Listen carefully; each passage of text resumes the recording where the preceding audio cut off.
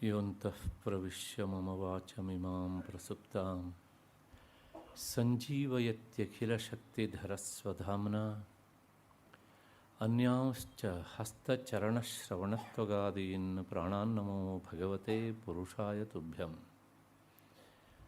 ಯಾ ವರ್ಣಪದವಾಕ್ಯಾರ್ಥಗದ್ಯಪದ್ಯಸ್ವರೂಪಿಣಿ ವಾಚಿ ನರ್ತಯತ್ ಕ್ಷಿಪ್ರಂ ಮೇಧಾಂ ದೇವಿ ಸರಸ್ವತಿ. ಶ್ರುತಿಸ್ಮೃತಿಪುರಾಣಾನಾಂ ಆಲಯಂ ಕರುಣಾಲಯಂ ನಮಾಮಿ ಭಗವತ್ಪಾದಂ ಶಂಕರಂ ಲೋಕಶಂಕರಂ. ಸಿಂಧೂರಾರುಣವಿಗ್ರಹಾಂ ತ್ರಿನಯನಾಂ ಮಾಣಿಕ್ಯಮೌಲಿಸ್ಫುರತ್ ತಾರಾನಾಯಕಶೇಖರಾಂ ಸ್ಮಿತಮುಖೀಂ ಆಪೀನವಕ್ಷೋರುಹಾಂ ಪಾಣಿಭ್ಯಾಂ ಅಲಿಪೂರ್ಣರತ್ನಚಷಕಂ ರಕ್ತೋತ್ಪಲಂ ಬಿಭ್ರತೀಂ ಸೌಮ್ಯಾಂ ರತ್ನಘಟಸ್ಥರಕ್ತಚರಣಾಂ ಧ್ಯಾಯೇತ್ ಪರಾಮಂಬಿಕಾಂ. ದೃಶಾದ್ರಾಘೀಯಸ್ಯ ದರದಲಿತನೀಲೋತ್ಪಲರುಚಃ ದವೀಯಾಂಸಂ ದೀನಂ ಸ್ನಪಯ ಕೃಪಯಾ ಮಾಮಪಿ ಶಿವೆ. ಅನೇನ ಆಯಂ ಧನ್ಯೋ ಭವತಿ ನಚತೆ ಹಾನಿರ್ಯತ ವನೇ ವಾ ಹರ್ಮೇ ವಾ ಸಮಕರ ನಿಪಾತೋ ಹಿಮಕರಃ ವನೇ ವಾ ಹರ್ಮೇ ವಾ ಸಮಕರ ನಿಪಾತೋ ಹಿಮಕರಃ. ನನ್ನ ವೇದಾಂತ ಬಂಧುಗಳೇ, ಎಲ್ಲ ಹಿರಿಯರೇ, ದತ್ತಿ ನ್ಯಾಸಕರ್ತರ ಎಲ್ಲ ಪರಿವಾರದವರೇ, ನನ್ನ ಮತ್ತು ನಿಮ್ಮೆಲ್ಲರ ಹೃನ್ಮಂದಿರವನ್ನು ಬೆಳಗ್ತಾ ಇರುವಂತಹ ಶ್ರೀಮಾತಾ ಎನ್ನುವಂತಹ ಆ ಮಹಾಚೈತನ್ಯ ಸ್ವರೂಪಿಣಿಗೆ ಅನಂತ ಪ್ರಣಾಮಗಳನ್ನು ಸಲ್ಲಿಸಿ ಈ ದಿನದ ಚಿಂತನೆಗೆ ಮುಂದಾಗ್ತಾ ಇದ್ದೇನೆ. ನಿನ್ನೆ ದಿವಸ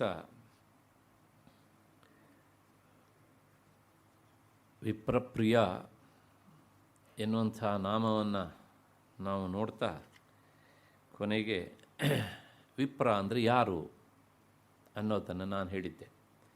ವಿಪ್ರ ಎನ್ನುವಂಥದ್ದು ಅದು ಜಾತಿವಾಚಕವಾದಂತಹ ಶಬ್ದ ಅಲ್ಲ. ಬ್ರಾಹ್ಮಣ ಎನ್ನುವಂಥದ್ದು ಜಾತಿವಾಚಕ ಶಬ್ದವೂ ಹೌದು, ಅದು ಜ್ಞಾನಿ ಎನ್ನುವಂತಹ ಅರ್ಥದಲ್ಲೂ ಪ್ರಸಿದ್ಧವಾಗಿರುವಂಥದ್ದು. ಹಾಗಾಗಿ ತುಂಬ ಜನ ಅಂದ್ಕೊಂಡ ಹಾಗೆ ಬ್ರಾಹ್ಮಣ ಎನ್ನುವಂಥದ್ದು ಕೇವಲ ಜಾತಿವಾಚಕ ಅಲ್ಲ. ಜಾತಿವಾಚಕದ ಜೊತೆಗೆ ಅವನೊಬ್ಬ ವೈದುಷ್ಯ ಸಂಪನ್ನ, ಲೌಕಿಕ ಜ್ಞಾನ ಹಾಗಂದರೆ.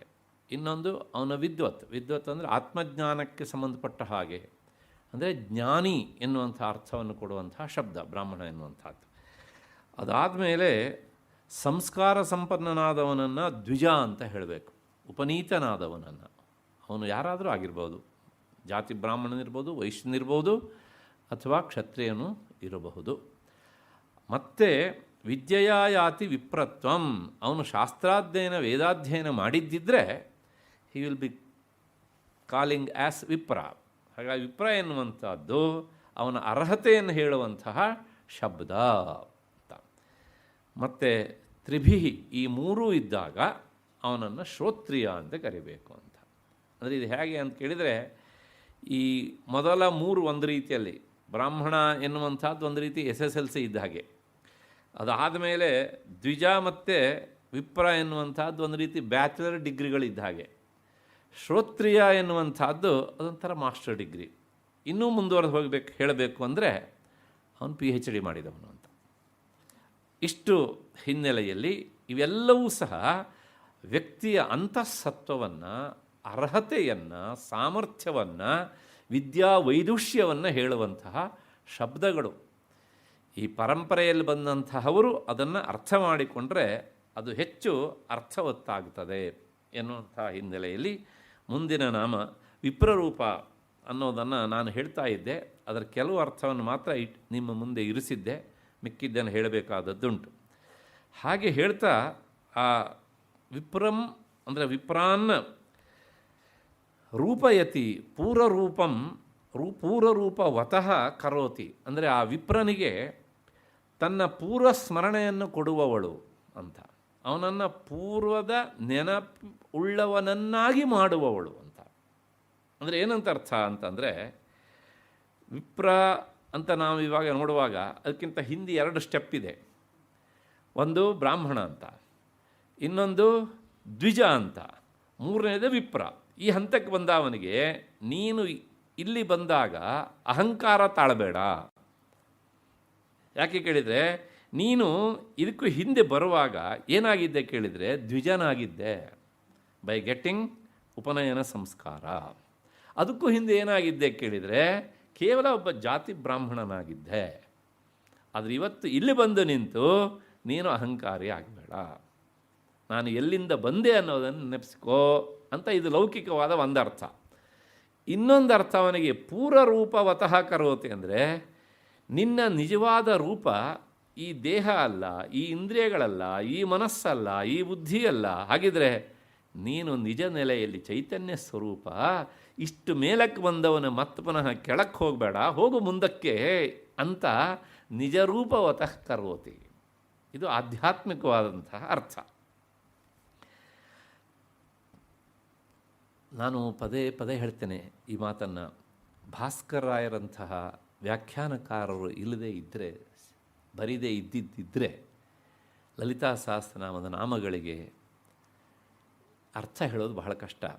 ಮೇಲಿಂದ ಮೇಲೆ ಹೇಳಿದರೂ ಸಹ ಅದರ ಒಳಕ್ಕೆ ಹೋಗೋದಕ್ಕೆ ನಮಗೆ ಆಗೋದಿಲ್ಲ. ಹಾಗಾಗಿ ಆ ಒಳಕ್ಕೆ ಹೋಗುವ ದಾರಿಯನ್ನು ಮಾಡಿಟ್ಟಿದ್ದಾರಲ್ಲ, ಅವರನ್ನು, ಮಹಾನುಭಾವರನ್ನು ಪ್ರತಿದಿನವೂ ಸಹ ನಾವು ಸ್ಮರಿಸಬೇಕು. ಒಂದು ವಿವರಣೆಯಲ್ಲಿ ಇಷ್ಟೆಲ್ಲ ಅರ್ಥ ಹೇಳ್ತಾರೆ ಅವರು. ಯಾಕೆಂದರೆ ಈ ಎತ್ತರಕ್ಕೆ ನೀನು ಏರಿದಾಗ ನಿನ್ನ ನಿಜ ರೂಪವನ್ನು ನೀನು ಅರಿತೀಯೇ. ಸರಿ, ಅರಿತ ಆ ಎತ್ತರಕ್ಕೇರಿದ ಆಗ ಅವನು ಹೇಗಿರ್ತಾನೆ ಅನ್ನೋದನ್ನು ಮುಂದಿನ ಅವರ ವಿವರಣೆ ಹೇಳುತ್ತೆ. ಆ ವಿವರಣೆಗೆ ಮೂಲ ಆಪಸ್ತಂಭ ಸ್ಮೃತಿ ಅಲ್ಲಿ ಹೇಳ್ತಾರೆ. ಏನು ಹೇಳ್ತಾರೆ ಅಂದರೆ, ಅಪಮಾನಾತ್ ತಪೋವೃದ್ಧಿ, ಸನ್ಮಾನಾತ್ ತಪಸಃ ಕ್ಷಯಃ, ಅರ್ಚಿತಃ ಪೂಜಿತಃ ವಿಪ್ರಃ ದುಗ್ಧಾ ಗೌರಿವ ಸೀದತಿ. ಒಬ್ಬ ತಪಸ್ವಿಯಾದಂಥ ವಿಪ್ರನನ್ನು ಅಪಮಾನಿಸಿದರೆ ಅವನ ತಪಸ್ಸು ವೃದ್ಧಿಸುತ್ತದೆ. ಇದನ್ನು ಕೇಳಿ ಆದಮೇಲೆ ನಮಗೆ ಸಂತೋಷ. ಹಾಗಿದ್ರೆ ನಾವು ಅವ್ರನ್ನ ಅಪಮಾನ ಮಾಡಬಹುದು ಕಣ್ರಿ. ಯಾಕೆ ಮಾಡಿದೆ ಅಂತ ಕೇಳಿದರೆ, ನಿಮ್ಮ ತಪಸ್ಸು ಹೆಚ್ಚಾಗಲಿ ಅಂತ ಮಾಡಿದೆ ಕಣ್ರಿ, ಒಂದು ಸಮಜಾಯಿಷಿನೂ ಕೊಡ್ಬೋದಲ್ಲ. ಒಂದು ನೆನ್ಪಿಟ್ಕೊಳ್ಬೇಕು, ಅವನನ್ನು ಅಪಮಾನಿಸಿದರೆ ಅವನ ತಪಸ್ಸು ಹೆಚ್ಚಾಗತ್ತೆ. ಅಪಮಾನಿಸಿದವನು ಅವನೇನಾಗ್ತಾನೆ ಕೇಳಿದರೆ ಅಧಃಪತನ ಹೊಂದುತ್ತಾನೆ. That is the hidden. ಅದನ್ನು ಹೇಳಿದೆ ಈ ಲೋಕದ ಪಾಮರರಿಗೆ ಬೇಸರ ಆಗುತ್ತೆ. ಜ್ಞಾನಿಗೆ ಒಂದು ಎಚ್ಚರಿಕೆ, ಎಲ್ಲೂ ಸಹ ಯಾರಾದರೂ ನಿನ್ನನ್ನು ಅಪಮಾನಿಸಿದರೆ ನೀನು ಬೇಸರಿಸಿಕೊಳ್ಳಬೇಡ. ಯಾಕೆಂದರೆ ನೀನು ಸ್ವರೂಪವನ್ನು ಅರಿತವನಾದಮೇಲೆ ನಿನ್ನನ್ನು ಯಾರೂ ಹೇಗೂ ನಿಂದಿಸೋದಕ್ಕೆ ಸಾಧ್ಯ ಇಲ್ಲ. ಒಂದು ಎಕ್ಸಾಂಪಲ್ ಕೊಡ್ತೇನೆ. ಒಬ್ಬ ವ್ಯಕ್ತಿಯನ್ನು ನಾವು ಬೈದರೆ, ಅವನು ಜ್ಞಾನಿ ಆದದ್ದಿದ್ದರೆ ಅವನು ಏನು ವಿಚಾರ ಮಾಡ್ತಾನೆ, ಇವನು ನನ್ನನ್ನು ಬೈದ್ನಲ್ಲ, ಸಂತೋಷ. ಈ ಬೈದಿದ್ದು ಈ ದೇಹವನ್ನು ಒಳಗಡೆ ಇರುವಂಥ ಆತ್ಮವಸ್ತುವನ್ನು, ದೇಹವನ್ನು ಅಂತ ಅಂದ್ಕೊಂಡ್ರೆ ಜಡವಾದ ದೇಹ, ಇದನ್ನು ಯಾರು ಎಷ್ಟು ಬೈದ್ರೆ ಏನಂತೆ. ಇಲ್ಲಿ ಚೇರಿದೆ, ಅದಕ್ಕೆ ಬೈಯೋಣ. ಯಾರ್ಯಾರೋ ಬಂದು ಉಪನ್ಯಾಸ ಮಾಡ್ತಾರೆ, ಎಲ್ಲ ಕೇಳ್ತೀವಿ. ಒಂದು ನಿನಗೆ ಗೊತ್ತಿಲ್ಲ, ಥೂ ನೀ ದಡ್ಡ ಅಂತಂದರೆ ಅದಕ್ಕೇನೋ ಬೇಜಾರಾಗತ್ತಾ? ಯಾಕೆ ಹೇಳಿ? ದಟ್ ಈಸ್ ಇನರ್ಟ್, ಜಡ. ಹೌದು ತಾನೆ? ಜಡಕ್ಕೆ ಬೈದರೆ ಏನು ಬದಲಾವಣೆ ಆಗೋದಿಲ್ಲ ಅಲ್ಲಿ. ಹಾಗೆ ನಿನ್ನ ದೇಹ ಜಡವಾದದ್ರಿಂದ ನೀನು ದೇಹ ಸ್ವರೂಪ ಅಂತ ಅಂದ್ಕೊಂಡು ಬೈದಿದ್ದಿದ್ರೆ ಯು ಬಿ ಹ್ಯಾಪಿ. ಬೈದಿದ್ದ ದೇಹಕ್ಕಲ್ವಾ? ಅವನು ಹೀಗೆ ವಿಚಾರ ಮಾಡ್ತಾನೆ. ಸರಿ, ಆತ್ಮವಸ್ತುವನ್ನು ಇಟ್ಕೊಂಡು ಬೈದ್ನ, ಆಗಲೂ ಸಂತೋಷ ಪಡುವುದು. ಯಾಕೆ ಕೇಳಿದರೆ ನಿನ್ನೊಳಗಿರುವ ಆತ್ಮವಸ್ತು, ಅವನೊಳಗಿರುವ ಆತ್ಮವಸ್ತು ಎರಡು ಒಂದೇ. ನಿನ್ನನ್ನು ಬೈಯುವ ನೆಪದಲ್ಲಿ ಅವನೇ ಅವನನ್ನು ಬೈದುಕೊಂಡ. ತ್ವಯಿ ಮೈ ಚಾನ್ಯತ್ರೈಕೋ ವಿಷ್ಣು ವ್ಯರ್ಥಂ ಕುಪ್ಯಸಿ ಮೈ ಅಸಹಿಷ್ಣು. ಈ ಭಾವಕ್ಕೆ ಬಂದು ನಿಂತಾಗ, ಈ ನೆಲೆಯಲ್ಲಿ ನಿಂತಾಗ ಯಾರು ನಮ್ಮನ್ನು ಬೈದ್ರೂ ಸಹ ಆ ಜ್ಞಾನಿಯಾದವನು ಕೆರಳುವುದಿಲ್ಲ, ಕೋಪಿಸಿಕೊಳ್ಳುವುದಿಲ್ಲ. ದಯವಿಟ್ಟು ಇದು ಅಧ್ಯಾತ್ಮದ ಆ ಎತ್ತರಕ್ಕೇರಿದ ಜ್ಞಾನಿಯನ್ನು ಕುರಿತು ಹೇಳಿದ್ದೆ ಅಷ್ಟೇ ಹೊರತನು ದೇಶ ಸಂರಕ್ಷಣೆ ಮಾಡುವ ಸೈನಿಕರಿಗೆ ಹೇಳಿದ್ದಲ್ಲ. ಕಾನೂನನ್ನು ಪಾಲಿಸುವಂತೆ ಜನರನ್ನು ಸರಿಯಾದ ದಾರಿಗೆ ತರುವಂಥ ಪೊಲೀಸ್ ಡಿಪಾರ್ಟ್ಮೆಂಟ್ ಅವರಿಗೆ ಹೇಳಿದ್ದಲ್ಲ. ಇದನ್ನು ಕೇಳಿಕೊಂಡು ನಾಳೆ ನಾವು ಹಾಗೆ ಇರ್ತೇವೆ ಅಂದರೆ ಕಾನೂನು ಏನಾದೀತು ಅಲ್ವಾ? ಅವ್ರಿಗೆ ಹೇಳಿದ್ದಲ್ಲ ಇದು. ಈ ಮಾತು ಯಾರನ್ನು ಕುರಿತು ಹೇಳಿದ್ದು? ಅಧ್ಯಾತ್ಮ ಸಾಧಕರನ್ನು ಕುರಿತು ಹೇಳಿದಂಥದ್ದು. ಹಾಗಾಗಿ ಅಪಮಾನಾತ್ ತಪೋವೃದ್ಧಿ, ಅಪಮಾನಿಸಿದರೆ ಆ ಅಪಮಾನಕ್ಕೆ ಒಳಗಾದ ಜ್ಞಾನಿಯ ತಪಸ್ಸು ಸಹಜವಾಗಿ ವೃದ್ಧಿ ಆಗುತ್ತಂತೆ. ಅದಕ್ಕೋಸ್ಕರ ನಾವು ಅದಕ್ಕೆ ಕೈ ಹಾಕಿದರೆ ನಾವು ಹಾಳಾಗ್ತೇವೆ ಅಷ್ಟೇ. ಮತ್ತು ಸನ್ಮಾನಾತ್ ತಪಸಃ ಕ್ಷಯ, ಸನ್ಮಾನ ಮಾಡ್ತೇವೆ ರೀ, ನಿಮಗೊಂದು ಹಾರ ತುರೆ ಹಾಕ್ತೇವೆ, ಶಾಲು ಹೊದಿಸ್ತೇವೆ, ಬರ್ರಿ ನಿಮ್ಮ ಕೊರಳನ್ನು ಕೊಡ್ರಿ ಅಂತ ಕರೆದ್ರೆ ಹೋಗಿ ಹಾಕ್ಸ್ಕೊಂಡು ಬಂದರೆ, ಅಥವಾ ಕರೆಯೋಕ್ಕಿಂತ ಮೊದಲೇ ಅದು ಕಾಯ್ತಾ ಇದ್ದರೆ ಏನಾಗುತ್ತೆ ಕೇಳಿದರೆ ಅವನ ತಪಸ್ಸು ಕ್ಷಯವಾಗುತ್ತೆ. ತಪಸ್ಸು ಅಂದರೆ ಒಂದು ಆಧ್ಯಾತ್ಮಿಕ ಸಾಧನೆ ತಪಸ್ಸು ಅಂತ ಒಂದರ್ಥ. ಇನ್ನೊಂದರ್ಥ ತಪ ಆಲೋಚನೆ ಅಂದರೆ ಆಲೋಚನೆ ಮಾಡಿ ಮಾಡಿ ಅವನು ಪಡ್ಕೊಂಡಂತಹ ವಿದ್ಯಾಸಂಪತ್ತು ಸಹ ಏನಾಗುತ್ತೆ, ಅದು ಸಹ ಕ್ಷೀಣವಾಗುತ್ತೆ. ಈ ಅರಿವು ಗೊತ್ತಿದ್ದವರು ಯಾರೂ ಸಹ ಸನ್ಮಾನ ಮಾಡ್ತೀವಿ ಬನ್ನಿ ಅಂದರೆ ಮುಂದಾಗೋದಿಲ್ಲ.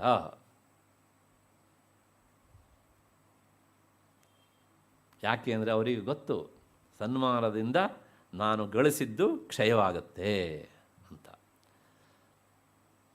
ಯಾರಿಗಿದು ಗೊತ್ತಿಲ್ವೋ ಅವರು ಅಪ್ಲೈ ಮಾಡ್ತಾ ಇರ್ತಾರೆ. ಎಲ್ಲಿಗೆ ಕೇಳಿದರೆ ರಾಜ್ಯೋತ್ಸವ ಪ್ರಶಸ್ತಿಗೆ, ಆಮೇಲೆ ಮುಗಿ ಬೀಳೋದು, ಇತ್ಯಾದಿ ಇತ್ಯಾದಿ ಇತ್ಯಾದಿ ಅಲ್ಲ ಹೀಗೆ ಅಂತ. ಪ್ರಾಯಶಃ ಹೇಳಿರಬೇಕು ನಲ್ಲಿ ಡಿ ವಿ ಜಿಯವರ ಗುರುಗಳಂಥ ವಿರೂಪಾಕ್ಷ ಶಾಸ್ತ್ರಿಗಳಿಗೆ ಸನ್ಮಾನ ಮಾಡ್ತೇನೆ ಅಂತ ಹೇಳಿದಾಗ ಅವ್ರು ಹೇಳಿದಂಥ ಮಾತು,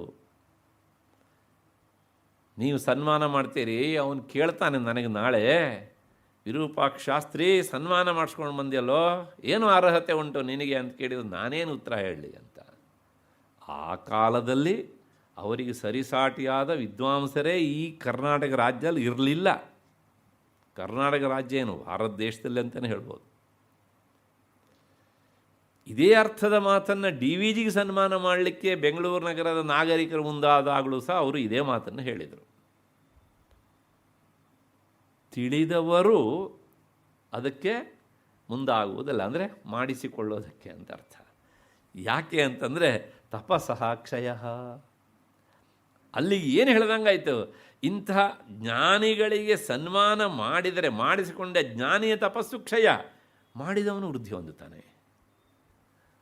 ಮೊದಲನೇ ಹೇಳಿಕೆಯಲ್ಲಿ ಏನುಂಟು ಕೇಳಿದರೆ ಅಪಮಾನ ತಪೋ ವೃದ್ಧಿ, ಅಪಮಾನಕ್ಕೆ ಒಳಗಾದ ಜ್ಞಾನಿಯ ತಪಸ್ಸು ವೃದ್ಧಿ ಆಗ್ತದೆ, ಅವನು ಅಪಮಾನ ಮಾಡಿದವನು ಹಾಳಾಗ್ತಾನೆ. ಈ ಸ್ಟೇಟ್ಮೆಂಟ್ ಒಳಗೆ ಏನುಂಟು ಕೇಳಿದರೆ ಸನ್ಮಾನ ಮಾಡಿದವನು ಏಳಿಗೆ ಹೊಂದುತ್ತಾನೆ, ಮಾಡಿಸಿಕೊಂಡವನ ತಪಸ್ಸು ಕ್ಷಯವಾಗುತ್ತೆ. ಅರ್ಚಿತಃ ಪೂಜಿತಃ ವಿಪ್ರಹ ದುಗ್ಧ ಗೌರಿವ ಸೀದತಿ. ಅದಕ್ಕೋಸ್ಕರ ನಿಜವಾದ ತಿಳುವಳಿಕೆ ಇರುವಂತಹ ಒಬ್ಬ ವಿಪ್ರ ತನ್ನ ಸನ್ಮಾನ ಮಾಡಿದರೆ ಅವನು ಹಾಲು ಹಿಂಡಿದ ಹಸುವಿನಂತೆ ವ್ಯಥೆ ಪಡ್ತಾನೆ ಎನ್ನುವಂಥದ್ದು.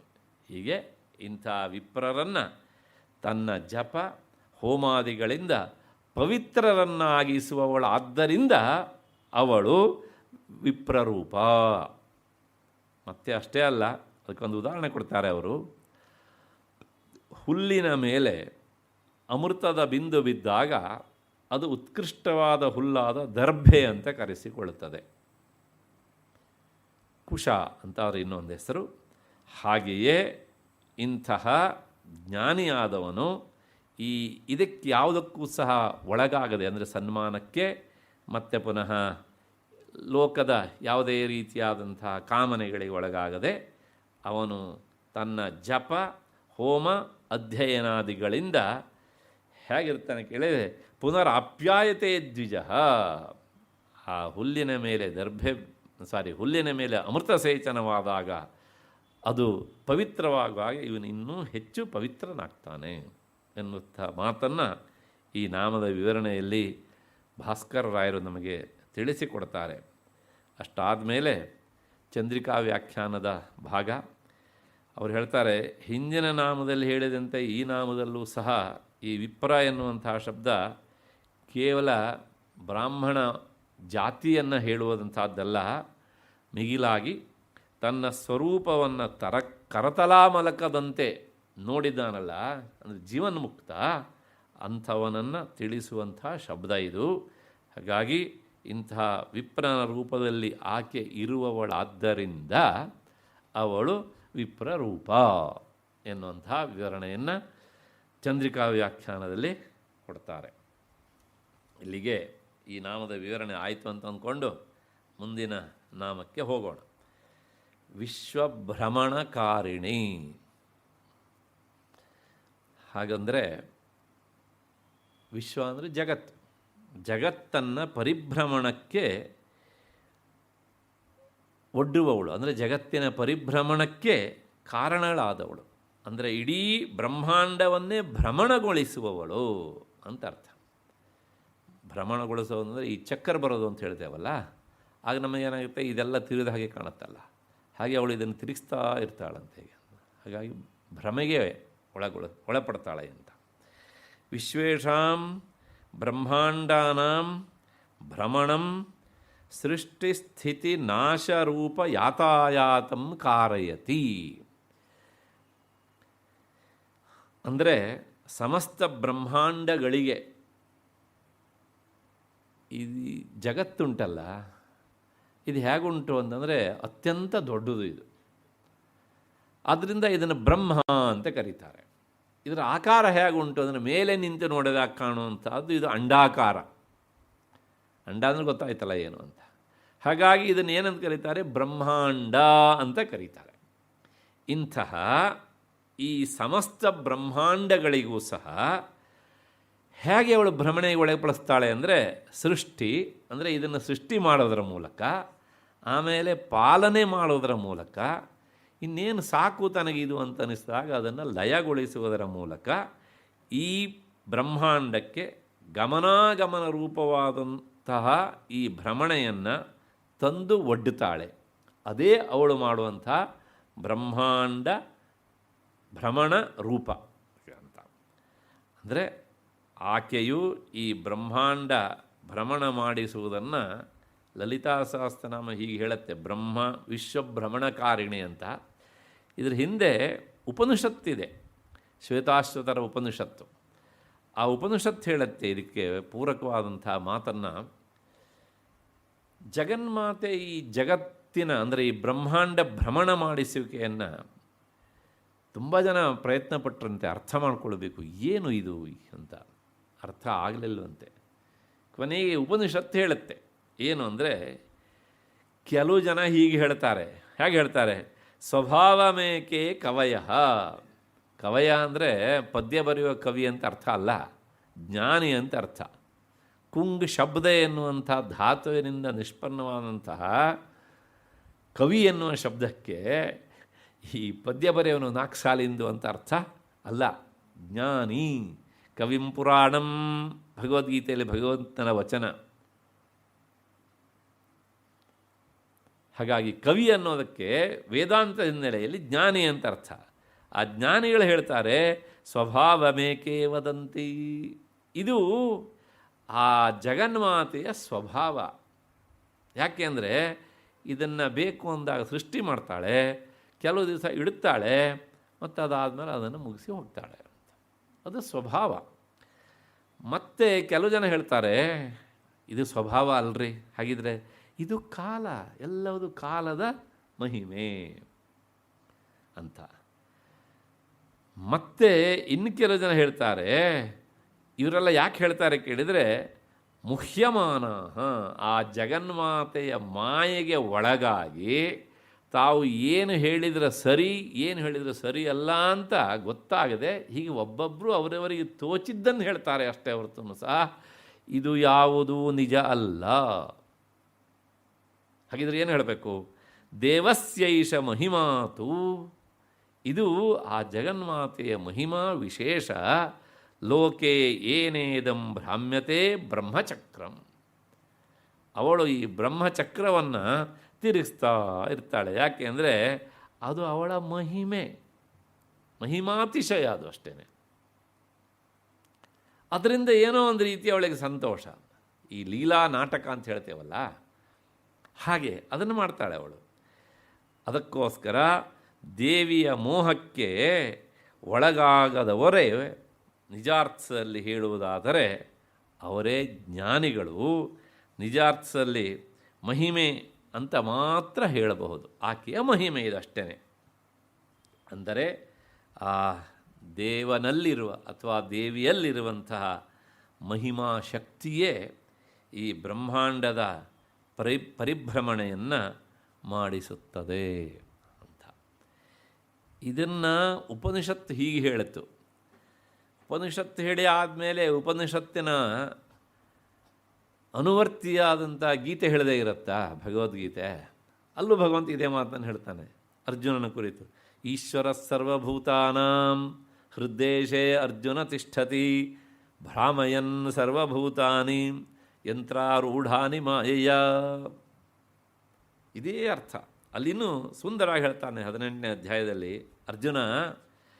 ಈ ಈಶ್ವರ, ಜಗದೊಡೆಯ, ಪ್ರಭು, ಇಲ್ಲಿ ಜಗನ್ಮಾತೆಗೆ ಅದನ್ನು ಇಸ್ಕೊಳ್ಬೇಕು ನಾವು.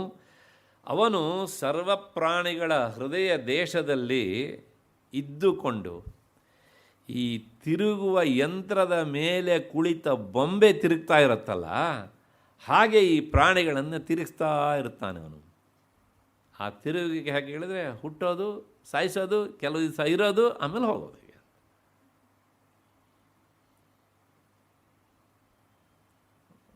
ಮೇಲಿಂದ ನೀರು ಕೆಳಕ್ಕೆ ಬಿದ್ದಾಗ ಆ ಬಬಲ್ಸ್ಗಳು ಬರ್ತವೆ ಅಲ್ವಾ?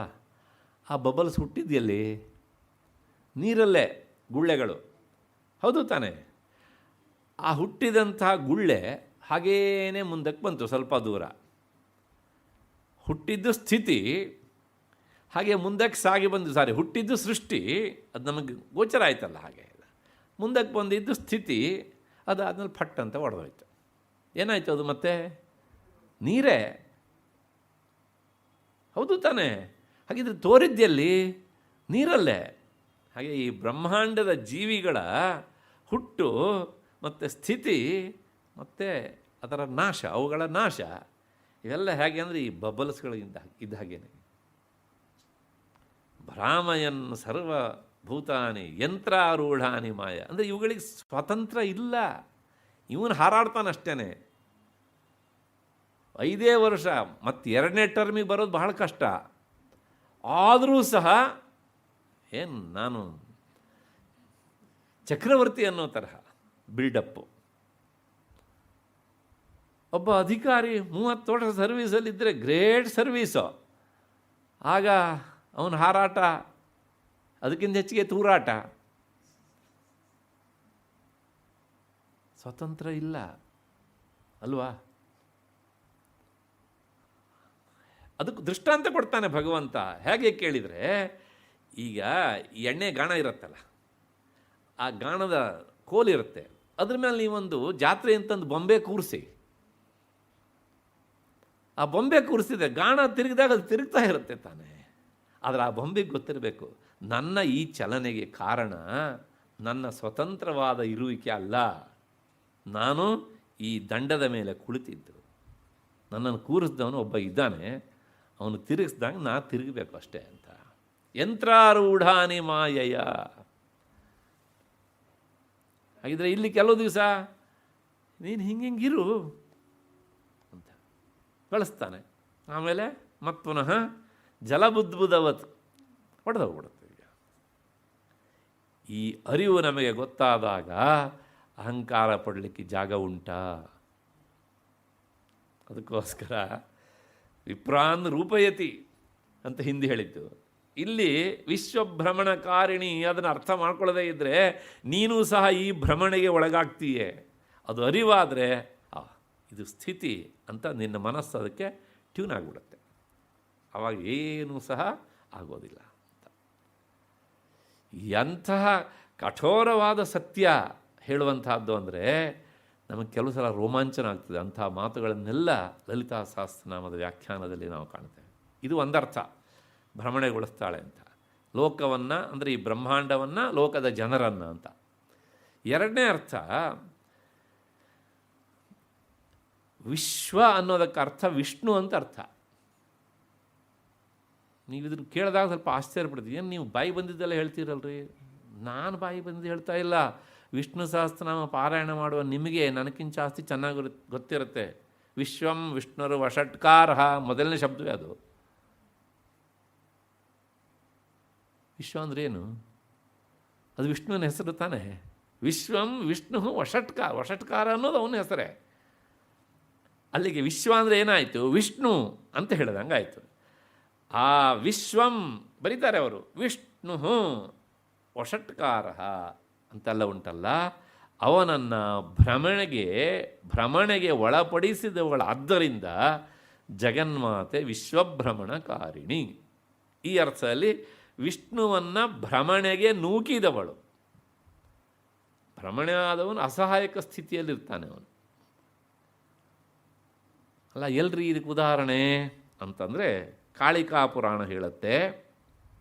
ಅದೊಂದು ಸಲ ವಿಷ್ಣು ಗರುಡಾರೂಢನಾಗಿ ಆಕಾಶದಲ್ಲಿ ಹೋಗ್ತಾ ಇದ್ದಂತೆ. ಹಾಗೆ ಹೋಗ್ತಾ ಇದ್ದಾಗ ಆತ ಕಾಮರೂಪ ಎನ್ನುವಂಥ ಒಂದು ಪ್ರದೇಶಕ್ಕೆ ಬಂದ. ಆ ಪ್ರದೇಶದ ಒಡತಿ ಕಾಮಾಖ್ಯ ಎನ್ನುವಂಥ ದೇವಿ. ಬೆಂಗಳೂರಲ್ಲಿರೋ ನಮಗೆ ಈ ಹೆಸರು ಗೊತ್ತು, ಅದರ ಮೂಲ ಜಾಗ ಎಲ್ಲಿ ಅಂತ ಗೊತ್ತಿಲ್ಲ. ಕಾಮಾಖ್ಯ ಅಂತ ಹೇಳ್ತೇವಲ್ಲ, ಕಾಮಾಖ್ಯ ಟೆಂಪಲ್ಲು, ಕಾಮಾಖ್ಯ ಥಿಯೇಟ್ರು, ಕಾಮಾಖ್ಯ ಏನೇನೋ ಏರಿಯಾಗಳ ಹೆಸರೆಲ್ಲ ಉಂಟು ಬೆಂಗಳೂರಲ್ಲಿ. ಅದು ಮೂಲ ಎಲ್ಲಿ ಕೇಳಿದರೆ ಕಾಮರೂಪ ಎನ್ನುವಂಥ ದೇಶದಲ್ಲಿರುವಂಥ ದೇವಿಯ ಹೆಸರು ಕಾಮಾಖ್ಯ ಅಂತ. ಕಾಮಾಕ್ಷಿ ಅಲ್ಲ, ಕಾಮಾಕ್ಷಿ ಕಂಚಿ. ಕಾಮಾಖ್ಯ ಎನ್ನುವಂಥದ್ದು ಕಾಮರೂಪ ದೇಶದಲ್ಲಿ ಪ್ರಸಿದ್ಧಳಾದಂಥ ದೇವಿ. ಅಲ್ಲಿಗೆ ಈತ ಬಂದಾಗ ದೇವಿ ಎದುರಾಗಿ ಬಂದಳು. ಕಾಳಿಕಾ ಪುರಾಣದ ಮಾತು ಇದು. ಆಕೆಯನ್ನು ಕಂಡಂಥ ವಿಷ್ಣು ಅವಳನ್ನು ನಮಸ್ಕರಿಸಿದೆ, ಮುಂದಕ್ಕೆ ಸಾಗಿದ. ಅದರಿಂದ ತಾಯಿ ಸ್ವಲ್ಪ ಕೋಪಿಸಿಕೊಂಡ್ಳು. ಏನಾಯಿತು ಕೇಳಿದರೆ, ಪರಿಣಾಮ ಮುಂದಕ್ಕೆ ಹೋಗಿ ವಿಷ್ಣು ಸಮುದ್ರದಲ್ಲಿ ಬಿದ್ದ. ಅವನಿಗೇನು ಸಮುದ್ರ ಹೊಸ್ತಲ್ಲ, ಅವನು ಸಮುದ್ರದಲ್ಲೇ ಇದ್ದವಂತಾನೆ. ಆದರೆ ಅವತ್ತು ಹೊಸ್ತಾಯಿತು. ಇಷ್ಟು ದಿವಸ ಸಮುದ್ರದಲ್ಲಿ ಶೇಷಶಾಹಿಯಾಗಿ ಮಲಗಿದ್ದ, ಈಗ ಶೇಷಶಾಹಿ ಅಲ್ಲ, ಸಮುದ್ರದಲ್ಲಿ ಬಿದ್ದವನು ಮತ್ತೆ ಪುನಃ ಬೇಗ ಎಳ್ಲಿಕ್ಕಾಗಲಿಲ್ಲ. ಅಂದರೆ ಈಜಾಡ್ಲಿಕ್ಕೆ ಬರದೇ ಇರೋರು ನೀರಲ್ಲಿ ಚಡಪಡಿಸ್ತಾರಲ್ಲ, ಹಾಗೆ ಬಹಳ ಕಾಲ ಚಡಪಡಿಸತೊಡಗಿದ. ಇತ್ತ ಮನೆಯಲ್ಲಿ ಲಕ್ಷ್ಮಿ ಏನು ಇನ್ನೂ ಬಂದಿಲ್ಲ ಅಂತ ಚಡಪಡಿಸ್ತಾ ಇದ್ಲು. ಅಷ್ಟೊತ್ತಿಗೆ ನಾರದರು ಬಂದರು. ಅವರಿಗೆ ಗೊತ್ತಿಲ್ಲದೆ ಇರೋ ವಿಷಯ ಯಾವುದೂ ಇಲ್ಲ. ಅಲ್ಲ, ನಮ್ಮವರು ಬರ್ತೇನೆ ಅಂತ ಹೇಳಿ ಹೋದವರು ಗರುಡಾರೂಢನಾಗಿ 6 ತಿಂಗಳು 1 ವರ್ಷ ಆಗಿರಬೇಕು ಅಷ್ಟೊತ್ತಿಗೆ, ಇನ್ನೂ ಬಂದಿಲ್ಲ, ಏನು ಕತೆ ಅಂತ ನನ್ನನ್ನು ಪೂರ್ತಿ ಬಿಟ್ಟೇ ಬಿಟ್ರ. ಏನೇನೆಲ್ಲ ಸಂಶಯ ಅವಳಿಗೆ, ಗಾಬರಿ, ಉದ್ವೇಗ ಎಲ್ಲ. ಆಗ ನಾರದರು ಹೇಳ್ತಾರೆ, ನಾನು ಬಂದಿದ್ದು ಅದಕ್ಕೋಸ್ಕರ, ನಿನ್ನ ಗಂಡ ಒಂದು ಮಾಡಬಾರದ ತಪ್ಪನ್ನು ಮಾಡಿ ಸಂಕಟಕ್ಕೆ ಸಿಲುಕಿದ್ದಾನೆ.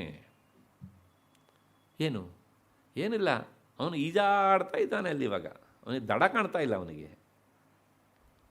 ಯಾಕೆ ಅಂದರೆ ಜಗನ್ಮಾತೆಯ ಭ್ರಮಣೆಗೆ ಒಳಗಾಗಿದ್ದಾನೆ, ಅವಳನ್ನು ನಮಸ್ಕರಿಸದೆ.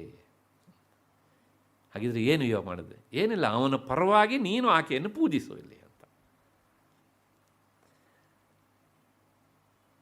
ಅವಳು ಪೂಜೆ ಮಾಡಿದ್ಲು ಕಾಮಾಖ್ಯ ದೇವಿಯನ್ನು. ಪೂಜೆ ಮಾಡಿ ಆದ ಮೇಲೆ ಅದರಿಂದ ಸಂತೋಷಗೊಂಡಂಥ ದೇವಿ ಅವನ ಭ್ರಮಣೆಯನ್ನು ಹರಿದಳು. ಆಗ ಆ ಭ್ರಮಣೆಯಿಂದ ಮುಕ್ತನಾದಂತಹ ವಿಷ್ಣು ಕೊನೆಗೆ ಬಂದ. ಅದಾದ ಮೇಲೆ ಅವನು ವೈಕುಂಠದಲ್ಲಿ ವಾಸ ಮಾಡಿದ ಅಂತ. ಅಲ್ಲಿವರೆಗೆ ಅವನು ಸಿಕ್ಕಿರಲಿಲ್ಲ ಅವನಿಗೆ ಅಂತ. ಅಂದರೆ ಜಗನ್ಮಾತೆಯ ಅನುಗ್ರಹದಿಂದ ಅವನು ವೈಕುಂಠ ಸ್ವಾಮಿಯಾದ. ಆದ್ದರಿಂದ ವಿಶ್ವಭ್ರಮಣಕಾರಿಣಿ ಆ ಜಗನ್ಮಾತೆಯ ಒಂದು ಅಂಶವಾದ ಮಾಯೆ ವಿಷ್ಣುವಿನ ಅಧೀನ. ಹಾಗಾಗಿ ವೈಷ್ಣವಿ ಮಾಯೆ ಅಂತ ನಾವು ಹೇಳ್ತೇವಲ್ಲ. ಆದರೆ ಅವನನ್ನು ಅವಳನ್ನು ಇಬ್ಬರನ್ನೂ ಸೇರಿಸಿ ಭ್ರಮಣೆಗೆ ಒಳಪಡಿಸುವವಳು ಜಗನ್ಮಾತೆ, ಮಹಾತ್ರಿಪುರ ಸುಂದರಿ, ಲಲಿತಾ ಪರಮೇಶ್ವರಿ, ಶ್ರೀಮಾತಾ ಎಲ್ಲ ಕರೆಸಿಕೊಳ್ಳುವಂಥವಳು, ರಾಜರಾಜೇಶ್ವರಿ.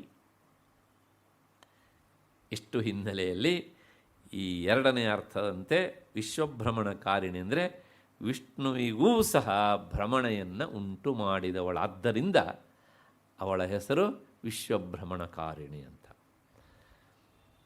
ವೈದ್ಯನಾಥ ದೀಕ್ಷಿತರು ಹೇಳ್ತಾರೆ, ಈ ಸಮಸ್ತ ಪ್ರಪಂಚವನ್ನು ಸಹ ಚಕ್ರದಂತೆ ತಿರುಗಿಸಿಬಿಡ್ತಾಳೆ. ಅವಳು ತಿರುಗಿಸಿಬಿಟ್ಟಾಗ ಅದರ ವೇಗ ನಿಲ್ಲುವವರೆಗೂ ಸಹ ಇದು ತಿರುಗ್ತಾನೇ ಇರ್ತದೆ. ಇದು ತಿರುಗೋದು ಗೊತ್ತಾಗತ್ತೆ, ಆದರೆ ತಿರುಗಿಸಿದವರು ಯಾರು ಅಂತ ಗೊತ್ತಾಗೋದಿಲ್ಲ ಅಂತ. ಆದ್ದರಿಂದ ಅವಳು ವಿಶ್ವಭ್ರಮಣಕಾರಿಣಿ. ಮುಂದಿನ ನಾಮ ವಿಶ್ವಗ್ರಾಸ ಅಂತ. ಗ್ರಾಸ ಅಂದರೆ ತುತ್ತು. ತುತ್ತು ಒಂದು ಈ 5 ಬೆರಳುಗಳಿಂದ ಹಿಡಿದಾಗ ಎಷ್ಟು ಬರುತ್ತೋ ಅದು. ಮಕ್ಕಳಿಗೆಲ್ಲ ತಾಯಂದಿರು ತುತ್ತು ಹಾಕ್ತಾರಲ್ಲ ಹಾಗೆ. ಈ ವಿಶ್ವವೇ ಅವಳಿಗೆ ಒಂದು ತುತ್ತು, ವಿಶ್ವಗ್ರಾಸ ಅಂತ. ಅಂದರೆ ತುತ್ತನ್ನು ಏನು ಮಾಡ್ತೇವೆ ನಾವು? ನುಂಗುತ್ತೇವೆ. ಹಾಗೆ ವಿಶ್ವವನ್ನು ಅವಳು ಏನು ಮಾಡ್ತಾಳೆ? ನುಂಗುತ್ತಾಳೆ. ಅಷ್ಟು ಶಬ್ದದಲ್ಲಿ ಅಷ್ಟು ಅರ್ಥ ಅದಕ್ಕೆ. ವಿಶ್ವವನ್ನು ಕಬಳಿಸುವವಳು, ವಿಶ್ವವನ್ನು ನುಂಗುವವಳು. ಎಷ್ಟು ಅಂತ ಕೇಳಿದರೆ ನಾವೆಲ್ಲ ಈ ದೋಸೆಯನ್ನು ತುಂಡು ಮಾಡ್ಕೊಂಡು ತಿಂತೇವಲ್ಲ, ಚಪಾತಿ ಚೂರು ಮಾಡ್ಕೊಂಡು ತಿಂತೇವಲ್ಲ, ಹಾಗೆ ಅಷ್ಟು ಸುಲಭವಾಗಿ ಅದನ್ನು ನುಂಗಿ ತಿಂದು ತೇಗುವವಳು ಅಂತ ಅರ್ಥ. ವಿಶ್ವಂ ಚರಾಚರಂ. ವಿಶ್ವ ಅಂದ ತಕ್ಷಣ ಒಂದು ಜಡ ಮತ್ತು ಚೇತನ ಎರಡೂ ಇರಬೇಕು. ಈ ಜಡಚೇತನಗಳಿಂದ ಕೂಡಿದಂತಹ ಈ ವಿಶ್ವವನ್ನು ಗ್ರಸತಿ, ಸಂಸ್ಥೆಯಲ್ಲಿ ಗ್ರಸತಿ ಅಂದರೆ ಕಬಳಿಸುವವಳು ಅಂತ ಅರ್ಥ. ಆ ತುತ್ತು ಅನ್ನೋದಕ್ಕಿಂತ ಇದು ಸ್ವಲ್ಪ ಭಯಾನಕ. ತುತ್ತನ್ನು ನಾವು ಕಬಳಿಸೋದಿಲ್ಲ, ತೆಗೆದುಕೊಂಡು ಹೀಗೆ ತಿಂತೇವೆ, ಅಥವಾ ತಾಯಂದಿರು ಬಾಯಿ ಹಾಕ್ತಾರೆ. ಕಬಳಿಸೋದು ಉಂಟಲ್ಲ, ಕಿತ್ಕೊಂಡು ತಿನ್ನೋದು ಅಂತ ಅರ್ಥ. ಈ ಪ್ರಪಂಚವನ್ನು ಇದು ಸಾಕು ಅಂತ ಅನಿಸಿದಾಗ ಅವಳು ಕಿತ್ತು ತಿಂದು ಬಿಡ್ತಾಳೆ ಅಂತ. ಅಂದರೆ ವಿಶ್ವವನ್ನೇ ನುಂಗುವವಳು, ಎಲ್ಲವನ್ನೂ ಸಂಹಾರಗೊಳಿಸುವವಳು. ಯಾಕೆ ಅಂದರೆ ಅವಳು ರುದ್ರನ ಪತ್ನಿ, ರುದ್ರಾಣಿ ಅಷ್ಟೇ. ಇದನ್ನು ಉಪನಿಷತ್ತು ಹೇಳುತ್ತೆ. ಸ್ವಲ್ಪ ಭಯಾನಕವಾದ ಮಾತು ಇದು. ಆದರೆ ಅವಳ ಎಲ್ಲ ಕೃತ್ಯಗಳು ನಮಗೆ ಗೊತ್ತಿರಬೇಕು. ಕೊನೆಗೆ ಇಂಥ ಕೃತ್ಯಗಳನ್ನು ಮಾಡುವಂಥ ಈಕೆಯನ್ನು ನಾವು ಯಾವ ರೂಪದಿಂದ ಆರಾಧಿಸಬೇಕು ಅಂತ ನಾವು ಆಯ್ಕೆ ಮಾಡ್ಕೊಳ್ಬೇಕು ಅಷ್ಟೇ. ಏನು ಹೇಳುತ್ತೆ ಉಪನಿಷತ್ತು? ಯಸ್ಯ ಬ್ರಹ್ಮಚ ಕ್ಷತ್ರಂಚ ಉಭೇ ಭವತ ಓದನಃ ಮೃತ್ಯು ಯಸ್ಯೋಪಸೇಚನಂ ಕ ಇತ್ಥಾ ವೇದ ಯತ್ರ ಸಹ. ಉಪನಿಷತ್ ಹೇಳುತ್ತೆ, ಯಾವಳಿಗೆ ಬ್ರಾಹ್ಮಣರು ಮತ್ತು ಕ್ಷತ್ರಿಯರು ಎನ್ನುವಂಥ ಈ ಎರಡೂ ವರ್ಗದವರು ಸಹ ಅನ್ನದ ತುತ್ತಾಗಿ ಬಿಟ್ಟರೋ, ಮತ್ತು ಪ್ರಪಂಚದ ಎಲ್ಲರನ್ನೂ ಕಬಳಿಸುವಂಥ ಮೃತ್ಯುದೇವತೆ ಎನ್ನುವಂಥ ಯಮ ಉಪ್ಪಿನಕಾಯಿ ಆಗಿಬಿಟ್ನೋ, ಅವಳು ಎಲ್ಲಿದ್ದಾಳೆ, ಹೇಗಿದ್ದಾಳೆ ಅಂತ ಕ ಇತ್ಥಾ ವೇದ ಸಹ, ಯಾವನು ತಿಳಿದಿದ್ದಾನೆ? ಉಪಸೇಚನ ಅಂದರೆ ಸಂಸ್ಕೃತದಲ್ಲಿ ನೆಕ್ಕೋದು ಅಂತ ಅರ್ಥ. ಉಪ್ಪಿನಕಾಯಿ ಆದರೆ ಉಪ್ಪಿನಕಾಯಿ, ಎಲೆ ತುದಿ ಹಾಕುವಂತಹ ಅನಾನಸ್ ಗೊಜ್ಜಾದ್ರೆ ಅದು. ನಮ್ಮ ಪರಿಚಯ ಇರೋದನ್ನು ಹೇಳಬೇಕಲ್ಲ ನಾನು. ಹಾಗಲಕಾಯಿ ಗೊಜ್ಜಾದ್ರೆ ಅದು. ಒಟ್ಟಾರೆ ನೆಕ್ಕೋದು. ಹಾಗೆ ಮೃತ್ಯುದೇವತೆಯನ್ನು ಅವಳು ನೆಕ್ಕಿ ಬಿಡುತ್ತಾಳಂತೆ. ಇಟ್ ಮೀನ್ಸ್ ಮೃತ್ಯುವಿಗೂ ಮೃತ್ಯುವಾದ ಅವಳಿಗೆ ಏನಿಲ್ಲ, ಜರಾ ಮರಣ ಮತ್ತು ಗಳು ಇಲ್ಲ, ಇವೆರಡೂ ಅವಳಿಗೆ ಇಲ್ಲ ಮರಣವರ್ಜಿತಳು ಅವಳು. ಮಿಕ್ಕೆಲ್ಲರನ್ನೂ ಸಹ ಮರಣಕ್ಕೆ ನೂಕುವವಳು, ತಾನು ಮಾತ್ರ ಮರಣದಿಂದ ದೂರ ಆದವಳು. ಯಾಕೆ ಕೇಳಿದರೆ ನಿಜಾರ್ಥದಲ್ಲಿ ಅವಳು ಹುಟ್ಟಲೇ ಇಲ್ಲ. ಯಾವುದು ಹುಟ್ಟತ್ತೋ ಅದಕ್ಕೆ ಸಾವಿರುತ್ತೆ, ಹುಟ್ಟದೇ ಇರುವುದಕ್ಕೆ ಸಾವಿಲ್ಲ. ಹಾಗಾಗಿ ಉಪನಿಷತ್ತು ಕಾವ್ಯಮಯವಾಗಿ ಭಯಾನಕವಾದಂಥ ಹೆದರಿಕೆಯನ್ನು ಹುಟ್ಟಿಸುವ ಹಾಗೆ ನಮಗೆ ಹೇಳುತ್ತೆ. ಸತ್ಯಸ್ಥಿತಿ ಕೂಡ ಅದು ಹಾಗೆಯೇ. ಏಕೆಂದರೆ ಆ ಮಹಾಪ್ರಳಯ ಕಾಲದಲ್ಲಿ ಯಾರಿರ್ತಾರೆ ಕೇಳಿದರೆ ತನ್ನ ಪತಿಯಾದ ಶಿವನೊಂದಿಗೆ ಇವಳು ಮಾತ್ರ, ಅವನು ಪ್ರಳಯ ಮಾಡುವವನು, ಇವಳು ನೋಡುವವಳಂತೆ. ಬೇರೆ ಯಾರೂ ಸಹ ನೋಡಲಿಕ್ಕಲ್ಲಿ ಇರೋದಿಲ್ಲ. ಡಿಂಬಂ ಡಿಂಬಂ ಪಚ ಪಚ ಅಂತ ಅದರ ವರ್ಣನೆ ಮಾಡುತ್ತೆ ಯೋಗ ವಾಸಿಷ್ಠ. ಮುಗಿಸು ಮುಗಿಸು ಮುಗಿಸು ಅಂತ ಅವಳೇ ಒಳಗಿನಿಂದ ಪ್ರೇರಣೆಯನ್ನು ಕೊಡ್ತಾಳೆ ಅಂತೇಳಿ. ಆಮೇಲೆ ಇಬ್ಬರೂ ಸಹ ಆ ತಾಂಡವ ನರ್ತನದಲ್ಲಿ, ಯಾಕೆಂದರೆ ಖುಷಿ ಪಟ್ಟು ನರ್ತನ ಮಾಡ್ತಾರಂತೆ. ಅಲ್ಲ, ಇಷ್ಟೆಲ್ಲ ಮಾಡಿ ಆದಮೇಲೆ ಅದು ಯಾಕೆ ಎಷ್ಟು ಸಂತೋಷ ಅವರಿಗೆ. ಒಂದು ನೆನ್ಪಿಟ್ಕೊಳ್ಬೇಕು, ಸೃಷ್ಟಿ ಆಯಿತು, ಸ್ಥಿತಿ ಇತ್ತು ಅಂದರೆ ಈ ಬ್ರಹ್ಮಾಂಡ ಒಂದಿಷ್ಟು ಕೊಳೆ ಆಯ್ತಾ ಇಲ್ವಾ? ಹೌದು ತಾನೆ. ಆಮೇಲೆ ಅದನ್ನು ಸ್ವಚ್ಛ ಮಾಡೋರು ಬೇಕೋ ಬೇಡವಾ? ಆ ಸ್ವಚ್ಛ ಮಾಡುವ ಪ್ರಕ್ರಿಯೆ ಇದೆಲ್ಲವೂ ಸಹ ಅಷ್ಟೇ. ನಮಗಿದು ಅರ್ಥ ಆಗೋದಿಲ್ಲ, ಅಯ್ಯೋ ಅಂತ ನಾವು ಹೇಳ್ತೇವೆ. ಅದನ್ನು ಭಯಾನಕ, ಅದನ್ನು ನೋಡೋದು ಬಹಳ ಕಷ್ಟ. ಅಲ್ಲಿ ಯಾರಿರ್ತಾರೆ ಕೇಳಿ, ಯಾರೂ ಇರೋದಿಲ್ಲ ಅಲ್ಲಿ. ಅವರಿಬ್ಬರೇ ಒಂದೇ ತತ್ವದ ಎರಡು ಮುಖಗಳು ಅಷ್ಟೇ. ಹಾಗಾಗಿ ಒಂದೇ ಅಂತ ಹೇಳಬೇಕು. ಈಗ ಹೀಗೆ ಅವನು ಅಥವಾ ಅವಳು ಎಲ್ಲಿದ್ದಾಳೆ ಅಂತ ಗೊತ್ತಿಲ್ಲ. ಯಾಕೆಂದರೆ ನಿರ್ದಿಷ್ಟವಾದ ಗೊತ್ತಾದ ಜಾಗ ಇಲ್ಲ. ಹಾಗೆ ಹೇಳಿದ್ರಿಂದಲೇ ಅವಳು ಸರ್ವವ್ಯಾಪಕಳು, ಎಲ್ಲ ಕಡೆಗೂ ಸಹ ಇದ್ದಾಳೆ ಅಂತ ಅರ್ಥ. ಇಲ್ಲಿ ಮೃತ್ಯುವನ್ನು ಉಪ್ಪಿನಕಾಯಿಯಂತೆ ಚಪ್ಪರಿಸಿ ಬಿಡ್ತಾಳೆ ಅಂತ ಲಲಿತಾ ಸಹಸ್ರನಾಮದಲ್ಲಿ ಬಂದದ್ದು ಮತ್ತು ಉಪನಿಷತ್ತು. ಬ್ರಹ್ಮಸೂತ್ರದಲ್ಲಿ ಒಂದು ಅಧಿಕರಣ ಉಂಟು, ಅದರ ಹೆಸರೇ ಅತ್ರ ಅಧಿಕರಣ ಅಂತ. ಅತ್ತ ಅಂದರೆ ತಿನ್ನುವವನು ಅಂತ ಅರ್ಥ. ಅಲ್ಲಿ ಅತ್ತ ಚರಾಚರಗ್ರಹಣ ಅಂತ ಸೂತ್ರ. ಅಲ್ಲಿ ಇದೇ ವಿಚಾರವನ್ನು ತೀರ್ಮಾನಿಸ್ತಾರೆ. ಆ ಬ್ರಹ್ಮವಸ್ತು ಎನ್ನುವಂಥದ್ದು ಇದನ್ನು ಪೂರ್ತಿ ತಿಂದು ಹಾಕಿಬಿಡುತ್ತೆ, ಕಬಳಿಸಿಬಿಡುತ್ತೆ ಅಂತ. ವಿಶ್ವವೇ ದೇವಿಗೆ ಒಂದು ತುತ್ತು ಎನ್ನುವಂಥದ್ದು ವೈದ್ಯನಾಥ ದೀಕ್ಷಿತರ ವ್ಯಾಖ್ಯಾನದ ಅಭಿಪ್ರಾಯ. ಇಷ್ಟು ಹಿನ್ನೆಲೆಯಲ್ಲಿ ಈ ನಾಮ ಆಯಿತು ಅಂತ ಅಂದ್ಕೊಂಡು ಮುಂದಿನ ನಾಮಕ್ಕೆ ಹೋಗೋಣ. ವಿದ್ರುಮಾಭಾ. ಇದಿಷ್ಟು ಅವಳ ಆ ಮಹಾಕೃತ್ಯವನ್ನು ಹೇಳಿದ್ದಂಥದ್ದು ಈ ಹಿಂದಿನ ನಾಮದಲ್ಲಿ. ಈಗ ತೀರಾ ವಿರುದ್ಧವಾದಂಥ ಅಭಿಪ್ರಾಯ ಅದಕ್ಕಿಂತ. ಅದನ್ನು ಕೇಳಿದಾಗ ನಮಗೆ ಭಯ ಆಗುತ್ತಲ್ಲ, ನಮ್ಮ ಭಯವನ್ನು ತಣಿಸೋದಕ್ಕೆ ಈ ನಾಮ ಸಮಾಧಾನ ಕೊಡುತ್ತೆ. ಇಲ್ಲಪ್ಪ, ಅವಳು ಹೇಗಿದ್ದಾಳೆ ಕೇಳಿದರೆ ಹವಳದಂತೆ ಕಾಂತಿಯಿಂದ ಇದ್ದಾಳೆ ಅಂತ. ನಮಗೆ ಹವಳ ಅಂದರೆ ಇಷ್ಟ ಅಲ್ವಾ?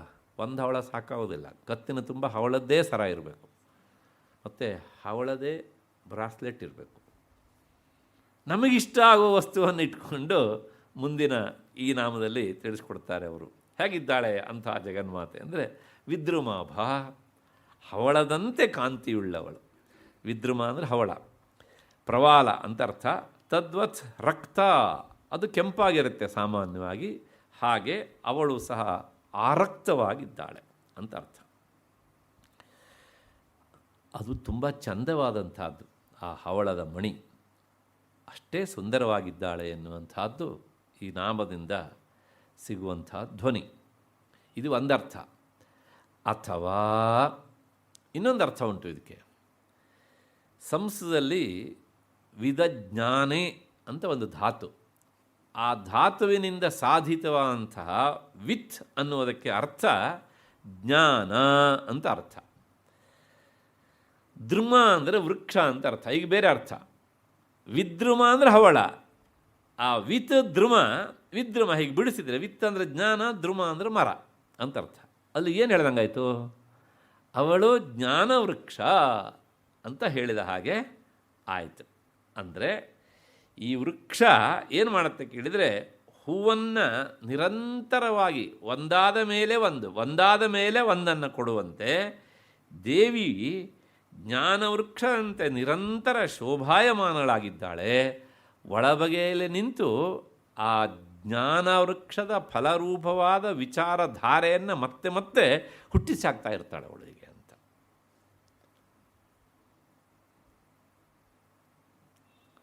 ಮರದಲ್ಲಿ ಇವತ್ತೊಂದು ಹೂ ಬಿಡುತ್ತೆ, ನಾಳೆ ಆ ಹೂ ಬಾಡತ್ತೆ, ನಾಡಿದ್ದು ಬಿದ್ದು ಹೋಗ್ಬಿಡುತ್ತೆ.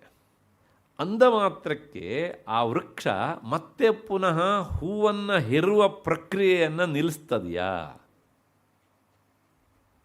ಏನು ಮಾಡ್ತದೆ ನೋಡಿ ನೀವು. ಒಂದು ಹೂ ಬಿತ್ತಾ ಬಿದ್ದೋಗಲಿ, ಮತ್ತು ಇನ್ನೊಂದು ಕಡೆ ಹುಡ್ತಾ ಇರುತ್ತೆ, ಅದು ಬಿತ್ತಾ ಇನ್ನೊಂದು ಕಡೆ ಬರ್ತಾ ಇರುತ್ತೆ. ಹಾಗೆ ನಮ್ಮ ಮನಸ್ಸಿನಲ್ಲಿ ಎಷ್ಟೆಷ್ಟು ವಿಚಾರಗಳು ಬರ್ತಾ ಇರ್ತಾವಲ್ಲ, ಸಚ್ಚಿಂತನೆಗಳು. ಈ ಚಿಂತನೆ ಬರಬೇಕಿದ್ರೆ ಒಂದು ನೆನಪಿಟ್ಕೊಳ್ಬೇಕು, ಅದರ ಹಿಂದ್ಗಡೆಗೆ ಅದನ್ನು ಹುಟ್ಟಿಸುವಂತಹ ಪ್ರೇರಿಸುವಂತಹ ಒಂದು ಚೈತನ್ಯ ವಸ್ತು ಇದ್ದಾಗ ಮಾತ್ರ ಸಾಧ್ಯ.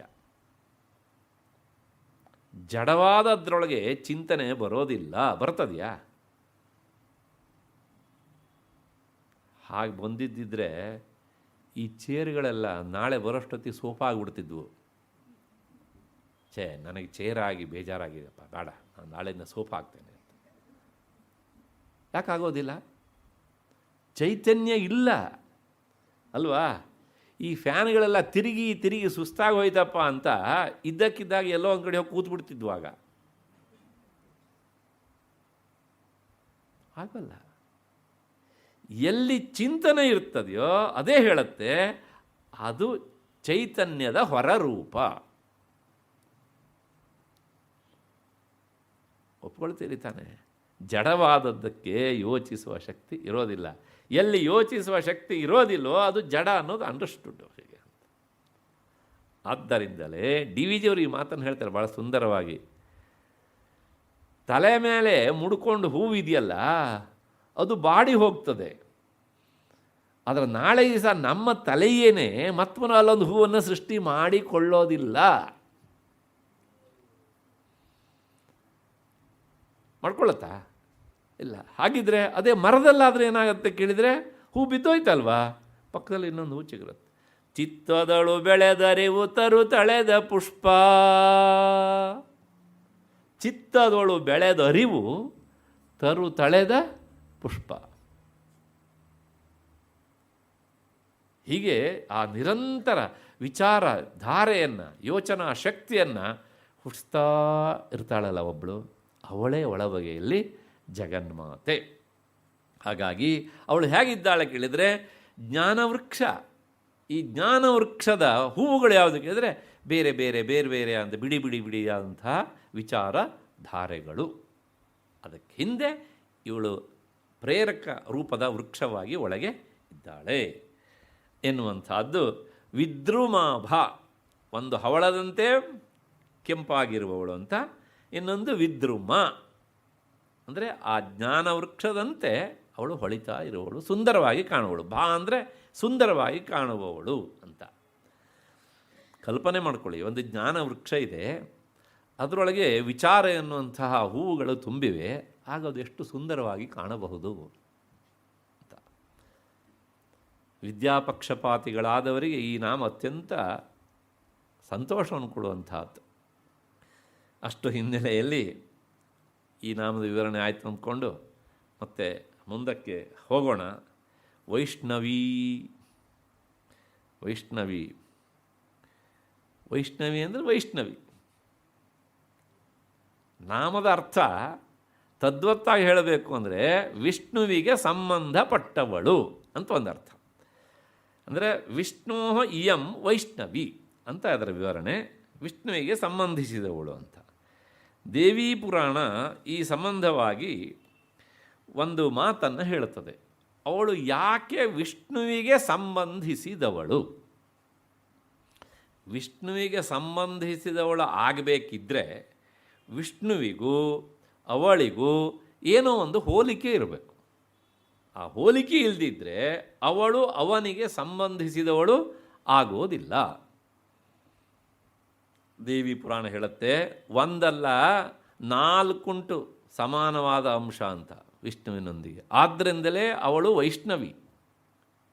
ಹಾಗಿದ್ರೆ ಯಾವ್ಯಾವುದು ಆ 4 ಅಂಶ ಅಂತಂದರೆ ಶಂಖಚಕ್ರ ಗದಾ ಧತ್ತೆ 1, ವಿಷ್ಣು ಮಾತಾ 2, ತಥಾ ಅರಿಹ ಮತ್ತು ಅರಿಗಳನ್ನು ಸಂಹರಿಸುವವಳು, ವಿಷ್ಣು ರೂಪ ಅಥವಾ ವಿಷ್ಣುವಿನ ರೂಪದಲ್ಲಿ ಇರುವವಳು. ಆದ್ದರಿಂದಲೇ ದೇವಿ ವೈಷ್ಣವೀ ತೇನ ಗೀಯತೆ. ಈ 4 ಕಾರಣಗಳಿಂದ ಅವಳನ್ನು ವೈಷ್ಣವಿ ಅಂತ ಕರೀತಾರೆ ಅಂತ. ಹೆಣ್ಣುಮಕ್ಕಳಿಗೆ ಹೆಸರಿಡ್ತಾರೆ, ಹೆಸರಿಟ್ಟವ್ರಿಗೆ ಗೊತ್ತಿರಬೇಕು ಏನು. ಹಾಗಿದ್ರೆ 1, ವಿಷ್ಣುವಿನ ಕೈಯಲ್ಲಿ ಶಂಖ ಚಕ್ರ ಗದಾ ಪದ್ಮಗಳು ಇವೆ. ಶಂಖ ಚಕ್ರ ಗದಾ 3 ಪಕ್ಕ. ಬೇರೆ ಬೇರೆ ಅವತಾರದ ಹಿನ್ನೆಲೆಯಲ್ಲಿ ಅವು ಬದಲಾವಣೆ ಆಗ್ತವೆ, ಅದು ಗೊತ್ತಿರಬೇಕು ನಮಗೆ. ಹಾಗೆಯೇ ಜಗನ್ಮಾತೆಯ ಕೈಯಲ್ಲೂ ಸಹ ಶಂಖ ಚಕ್ರ ಗದೆಗಳು ಇವೆ. ಅಲ್ಲಿಗೆ ವಿಷ್ಣುವಿನ ಏಕದೇಶ 1 ಅಂಶ ಬಂತು. ಆದ್ದರಿಂದ ಅವಳು ವೈಷ್ಣವೀ, 1 ಕಾರಣ. 2ನೇದು, ಅವಳು ವಿಷ್ಣುವಿಗೆ ತಾಯಿಯಾದವಳು. ಅದರಿಂದಲೇ ಈ ನಾಮ ಬಂದಿದೆ ವಿಷ್ಣು ಮಾತಾ ಅಂತ. ಆದ್ದರಿಂದ ಅವಳು ವೈಷ್ಣವಿ. ಇವಾಗ ತಂದೆ ತಾಯಿಯರ ಹೆಸರನ್ನು ಹೇಳಿ ಮಕ್ಕಳನ್ನು ಗುರುತಿಸುವಂಥದ್ದು ಒಂದು. ಅವರು ಹಾಗೆ ಗುರುತಿಸಿ ಹೇಳಬೇಕು ಮಕ್ಕಳು, ನಾನು ಇಂಥವ್ರ ಮಗ ಅಂತ. ಅದಕ್ಕೋಸ್ಕರ ತಾನೇ ಗೋತ್ರಪುರವರ ಹೇಳಬೇಕಿದ್ರೆ ಒಂದು ಪದ್ಧತಿ ಉಂಟು. ನಾನು ಇಂಥ ವಂಶದಲ್ಲಿ ಹುಟ್ಟಿದವನು, ಇಂಥವ್ರ ಮಗ, ಇಂಥವನು ನಮಸ್ಕಾರ ಮಾಡ್ತಿದ್ದೇನೆ ಅಂತ. ಅದು ಗೊತ್ತಿಲ್ಲೇ ಇದ್ದರೆ ನಮ್ಮ ಹಿರಿಯರಿಗೆ ಆ ಮಕ್ಕಳು ಮಾಡುವ ಅವಮಾನ ಅದು ಅಲ್ವಾ. ಇನ್ನೊಂದು ಕ್ರಮ ಉಂಟು. ಏನು ಅಂದರೆ, ಮಕ್ಕಳ ಮೂಲಕ ತಾಯಂದಿರಿಗೆ ತಂದೆಯರಿಗೆ ಕೀರ್ತಿ ಬಂದಾಗ ನೀವು ಯಾರಪ್ಪ ಕೇಳಿದ್ರೆ ಆ ಮಗನ ತಂದೆ ನಾನು, ಆ ಮಗನ ತಾಯಿ ನಾನು ಅಂತ ಹೇಳ್ಕೊಳ್ಳೋದು ಉಂಟಲ್ಲ, ಅದು ಹೆಮ್ಮೆ ಅಲ್ವಾ. ಅದಕ್ಕೋಸ್ಕರಲೇ ವಿಷ್ಣುವಿನ ತಾಯಿ ಆದವಳಾದ್ದರಿಂದ ಅವಳು ವಿಷ್ಣು ಮಾತಾ ಅಂತ ಕರೆಸ್ಕೊಂಡು ಇರೋದರಿಂದ ಅವಳು ವೈಷ್ಣವಿ ಅಂತ. ವಿಷ್ಣುವಿನ ತಾಯಿ ಯಾವಾಗಾದರೂ ಕೇಳಿದರೆ, ಜಗನ್ಮಾತೆ ಇನ್ನೊಂದು ರೂಪ ಮಾಯಾ. ಆ ಮಾಯೆಗೆ 3 ಜನ ಮಕ್ಕಳು, ಬ್ರಹ್ಮ ವಿಷ್ಣು ಮತ್ತು ರುದ್ರ. ಅವರೇ ಆಕೆಯ 3 ಮಕ್ಕಳು. ಅದಾದಮೇಲೆ ಇಂದ್ರಾದಿ ದೇವತೆಗಳು ಆಕೆಯ ಮೊಮ್ಮಕ್ಕಳು. ಗೊತ್ತಿರಬೇಕು, ಇದೇ ಬಂದಿದೆ, ಹಿಂದೆ ಬಂದಿದೆ ಲಲಿತಾ ಸಹಸ್ರನಾಮದಲ್ಲೇ. ಹಾಗಾಗಿ ಆ ವಿಷ್ಣುವಿನ ತಾಯಿ ಆದದ್ರಿಂದ ಅವಳು ವೈಷ್ಣವಿ ಅಂತ. ಅಂದರೆ ಮಗನಿಂದ ಆಕೆ ಹೆಸರನ್ನು ಪಡೆದುಕೊಂಡವಳು ಎನ್ನುವಂಥದ್ದು. ಮತ್ತು 3ನೇದು ತಥಾ ಅರಿಹ, ಅಂದರೆ ವಿಷ್ಣು ರೂಪದಲ್ಲಿ ಅವಳು ಇದ್ದಾಳೆ. ಅಂದರೆ ವಿಷ್ಣುವಿನಂತೆ ಅರಿಗಳನ್ನು ಸಂಹರಿಸುವವಳು. ಜಗತ್ತಿಗೆ ಆಪತ್ತು ಬಂದಾಗ ಶತ್ರುಗಳನ್ನು ಸಂಹರಿಸುವವನು ತ್ರಿಮೂರ್ತಿಗಳಲ್ಲಿ ವಿಶೇಷವಾಗಿ ವಿಷ್ಣುವೇ. ಏನೆಲ್ಲ ಆಕಾರ ತಾಳಿ ಬರ್ತಾನೆ ಅವನು. ಹಾಗಾಗಿ ಆ ಶತ್ರು ಸಂಹಾರಕಳಾದ್ದರಿಂದ ವಿಷ್ಣುವಿನಂತೆ ಅವಳು ವೈಷ್ಣವಿ ಎನ್ನುವಂಥದ್ದು 3ನೇ ಅರ್ಥ. ಮತ್ತು ವಿಷ್ಣು ರೂಪ, ಅವಳು ವಿಷ್ಣುವಿನ ರೂಪದಲ್ಲೇ ಇದ್ದಾಳೆ. ಅಂದರೆ ಆ ವಿಷ್ಣುವಿನ ರೂಪದಲ್ಲಿದ್ದಾಳೆ ಅಂದರೆ ವಿಷ್ಣು ಬೇರೆ ಅಲ್ಲ, ಅವಳು ಬೇರೆ ಅಲ್ಲ. ಇದನ್ನು ಕೇಳಿದಾಗ ನಮಗೆ ಸ್ವಲ್ಪ ಆಶ್ಚರ್ಯ ಆಗುತ್ತೆ. ನಾವು ಹುಬ್ಬನ್ನು ಮೇಲೆ ಇರ್ತೇವೆ, ಮುಂದಿನ ನಾಮ ಅದನ್ನು ಸ್ಪಷ್ಟಪಡಿಸುತ್ತೆ, ವಿಷ್ಣು ರೂಪಿಣಿ ಎನ್ನುವಂಥದ್ದು. ಅವಳು ವಿಷ್ಣು ರೂಪದಲ್ಲಿದ್ದಾಳೆ, ಆದ್ದರಿಂದ ಅವಳು ವೈಷ್ಣವಿ ಅಂತ. ಈ 4 ಕಾರಣಗಳಿಂದ, ಅಂದರೆ ಶಂಖಚಕ್ರ ಗದಾಧಾರಿಣಿ ಆದದ್ದರಿಂದ, ವಿಷ್ಣುವಿನ ತಾಯಿ ಆದದ್ದರಿಂದ, ವಿಷ್ಣುವಿನಂತೆ ಅರಿಗಳನ್ನು ಸಂಹರಿಸುವವಳಾದ್ದರಿಂದ, ಮತ್ತು ವಿಷ್ಣುವಿನ ರೂಪದಲ್ಲೇ ಇದ್ದದ್ದರಿಂದ ಅವಳು ವೈಷ್ಣವಿ ಅಂತ 4 ಕಾರಣ. ಹಾಗಿದ್ರೆ ಆ ಕೊನೆಯ ವಿವರಣೆ ಇತ್ತಲ್ಲ, ಅವಳು ವಿಷ್ಣುವಿನ ರೂಪದಲ್ಲಿ ಇರುವವಳು ಅಂತ. ಎಲ್ರಿ ಇದೆ ಅಂತ ಯಾರಾದರೂ ಕೇಳಬಹುದು. ಅದಕ್ಕೆ ಮುಂದಿನ ನಾಮ ಹೇಳುತ್ತೆ ವಿಷ್ಣು ರೂಪಿಣಿ ಅಂತ. ವಿಷ್ಣುವಿನ ರೂಪದಲ್ಲಿ ಇರುವವಳು. ವಿಷ್ಣುರೇವ ರೂಪಮಸ್ಯಾಹ, ವಿಷ್ಣುವೇ ಅವಳ ರೂಪ. ಅಂದರೆ ವಿಷ್ಣುವಿನ ರೂಪದಲ್ಲಿ ಇರುವವಳು ಯಾರು? ಜಗನ್ಮಾತೆಯೇ ಅಂತ ಅರ್ಥ. ಅಂದರೆ ವಿಷ್ಣುವಿನದೇ ರೂಪ ಅಂತ. ಲಲಿತಾ ಉಪಾಖ್ಯಾನದ ಬ್ರಹ್ಮವೈವರ್ತ ಪುರಾಣದಲ್ಲಿ ಬರುವಂಥದ್ದು ಒಂದು ಮಾತು ಹೀಗಿದೆ. ಅಲ್ಲಿ ಜಗನ್ಮಾತೆ ಹೇಳಿದಂಥದ್ದು ಬ್ರಹ್ಮವಿವರ್ತ ಪುರಾಣದಲ್ಲಿ, ಮಮೈವ ಪೌರುಷಂ ರೂಪಂ ಗೋಪಿಕಾ ಜನಮೋಹನಂ. ಅದೊಂದು ಸಲ ಜಗನ್ಮಾತೆಗೆ ಅನ್ನಿಸ್ತಂತೆ, ನಾನು ಪುಮಾನ್ ರೂಪವನ್ನು ತಾಳಬೇಕು, ಪುರುಷಾಕಾರವನ್ನು ತಾಳಬೇಕು. ಹಾಗೆ ತಾಳಿಕೊಂಡು ವೇಣುನಾದವನ್ನು ಮಾಡಬೇಕು ಅಂತ ಅನ್ನಿಸ್ತಂತೆ. ಆಗ ಅವಳು ಏನು ಮಾಡಿದ್ಲು ಅಂತಂದರೆ, ಕದಾಚಿಲ್ ಲಲಿತಾದೇವಿ ಪುಂರೂಪ ಕೃಷ್ಣ ವಿಗ್ರಹ ವೇಣುನಾದ ವಿನೋದೇನ ಮೋಹಯತ್ಯಖಿಲಂ ಜಗತ್ತು. ಆ ವೃಂದಾವನದಲ್ಲಿ ಕಾಳಿಂದಿ ನದಿಯ ದಡದಲ್ಲಿ ಮರಳ ದಿಣ್ಣೆಯಲ್ಲಿ ಕಾರ್ತೀಕ ಮಾಸದ ಹುಣ್ಣಿಮೆಯಲ್ಲಿ ಕೃಷ್ಣನ ರೂಪದಲ್ಲಿ ಇದ್ದು ವೇಣುನಾದ ಮಾಡಿದರು. ರಾಸಕ್ರೀಡೆ. ಅವಳಿಗೆ ವೇಣುನಾದ ಮಾಡಬೇಕು ಅಂತ ಅನ್ನಿಸ್ತಂತೆ, ಪುಮಾನ್ ರೂಪ ತಾಳಬೇಕು ಅಂತ ಅನ್ನಿಸ್ತಂತೆ. ಅದಕ್ಕೋಸ್ಕರ ಅವಳು ಕೃಷ್ಣ ರೂಪದಿಂದ ಬಂದಳು. ಅಷ್ಟಕ್ಕೂ ಮೂಲವನ್ನು ನಾನು ಕೊಡ್ತಾ ಇದ್ದೇನೆ, ಅದನ್ನು ಮರಿಬೇಡಿ ನೀವು. ನನ್ನ ಜೇಬಿನ ತೆಗೆದು ಯಾವುದನ್ನು ಸಹ ಹೇಳ್ತಾ ಇಲ್ಲ. ಹಾಗಾಗಿ ಮಮೈವ ಪೌರುಷಂ ರೂಪಂ ಗೋಪಿಕಾ ಜನಮೋಹನಂ. ಆ ಕೃಷ್ಣ ಇದ್ದಾನಲ್ಲ, ಅವನು ನನಗಿಂತ ಬೇರೆ ಅಲ್ಲ, ನನ್ನದೇ ಪುರುಷಾಕಾರ ಅಂತ. ಭಾಗವತದಲ್ಲೂ ಈ ಮಾತು ಸ್ವಲ್ಪ ಹೆಚ್ಚು ಕಡಿಮೆ ಬರ್ತದೆ, ವಿಷ್ಣು ಪುರಾಣದಲ್ಲೂ ಸಹ ಬರ್ತದೆ. ನಾವಿಬ್ಬರೂ ಸಹ ಒಂದೇ ಅಂತ ಕೃಷ್ಣ ಹೇಳ್ತಾನೆ. ಅಲ್ಲಿ ಜಗನ್ಮಾತೆ ಬೇರೆ ಅಲ್ಲ, ನಾನು ಬೇರೆ ಅಲ್ಲ ಅಂತ ನೋಡಿ. ಅಲ್ಲಿ ಮುಂದೆ ಬರ್ತದೆ, ವಿಷ್ಣು ಇಲ್ಲೂ ಹೇಳ್ತಾನೆ, ವೀರಭದ್ರನಿಗೆ ಆ ಮಾತನ್ನು ಹೇಳ್ತಾನೆ. ಗೋಪಿಕಾ ಸ್ತ್ರೀಯರನ್ನು ಮನಸ್ಸುಗೊಂಡಂತಹ ಆ ಕೃಷ್ಣ ರೂಪ ಅದು ನನ್ನದೇ ಪುರುಷಾಕೃತಿ ಅಂತ ಜಗನ್ಮಾತೆ ಹೇಳ್ತಾಳೆ ಇಲ್ಲಿ. ಮತ್ತು ಮುಂದುವರೆದು ಅಲ್ಲಿಯೇ ವಿಷ್ಣು ಹೇಳ್ತಾನೆ ವೀರಭದ್ರನಿಗೆ, ಆದ್ಯಾಶಕ್ತಿ ಮಹೇಶಸ್ಯ.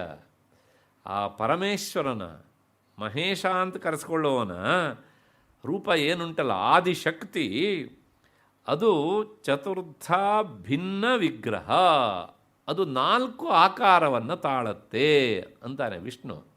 ಯಾವ್ಯಾವ ಕೇಳಿದರೆ, ಭೋಗೇ ಭವಾನಿ, ಆ ಶಕ್ತಿ ಪರಮೇಶ್ವರನ ಭೋಗರೂಪದ ವಸ್ತು ಆಗಬೇಕು ಅಂತ ಬಯಸಿದಾಗ ಭವಾನಿ ಅಂತ ಅವನ ಪತ್ನಿ ಆಕಾರವನ್ನು ತಾಳುತ್ತಂತೆ.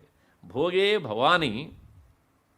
ಮತ್ತು ದುರ್ಗಾರೂಪ ಚ ಸಂಗರೇ, ಯುದ್ಧ ಸಂದರ್ಭದಲ್ಲಿ ಅದೇ ಶಕ್ತಿ ದುರ್ಗಿ ಆಗ್ತಾ ಅಂತ ಕರೆಸ್ಕೊಳ್ತಾಳಂತೆ. ದುರ್ಗಿಯಾಗಿ ಯುದ್ಧ ಭೂಮಿಯಲ್ಲಿ ಕಾಣಿಸಿಕೊಳ್ತಾಳೆ.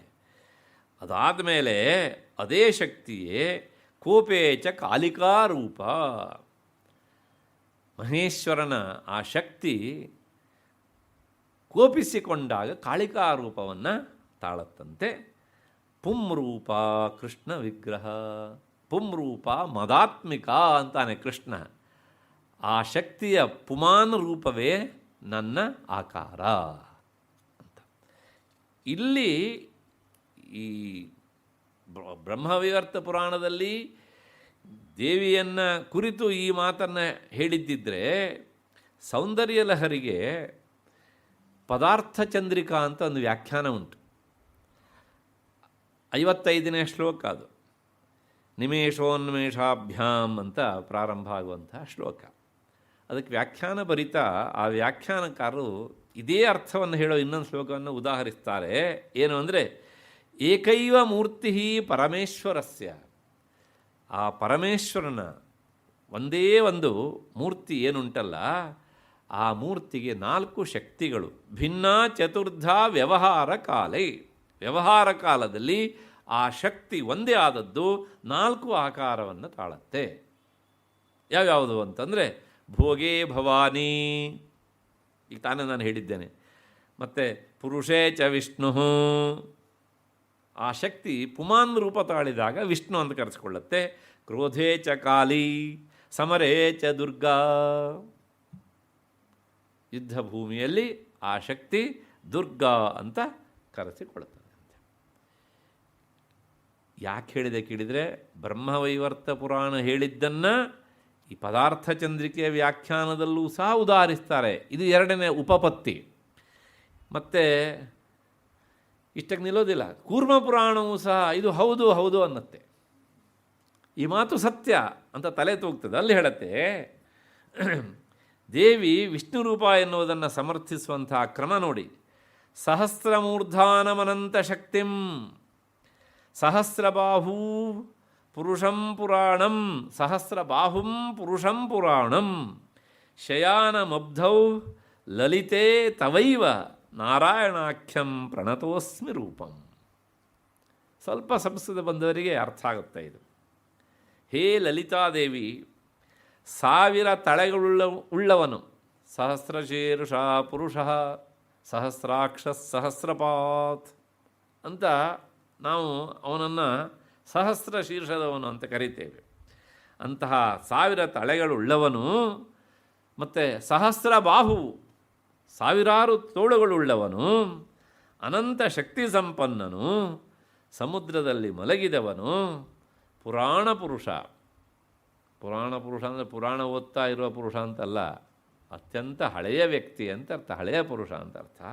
ಅಂತಹ ಆ ನಾರಾಯಣ ಎನ್ನುವಂಥವನು ನಿನ್ನ ರೂಪಕ್ಕೆ, ನಾರಾಯಣ ಅಂತ ಕರೆಸಿಕೊಳ್ಳುವಂಥ ಆ ನಿನ್ನ ರೂಪಕ್ಕೆ ನಾನು ಪ್ರಣಾಮಗೈತಾ ಇದ್ದೇನೆ ಅಂತ ಕೂರ್ಮ ಪುರಾಣದ ಮಾತು.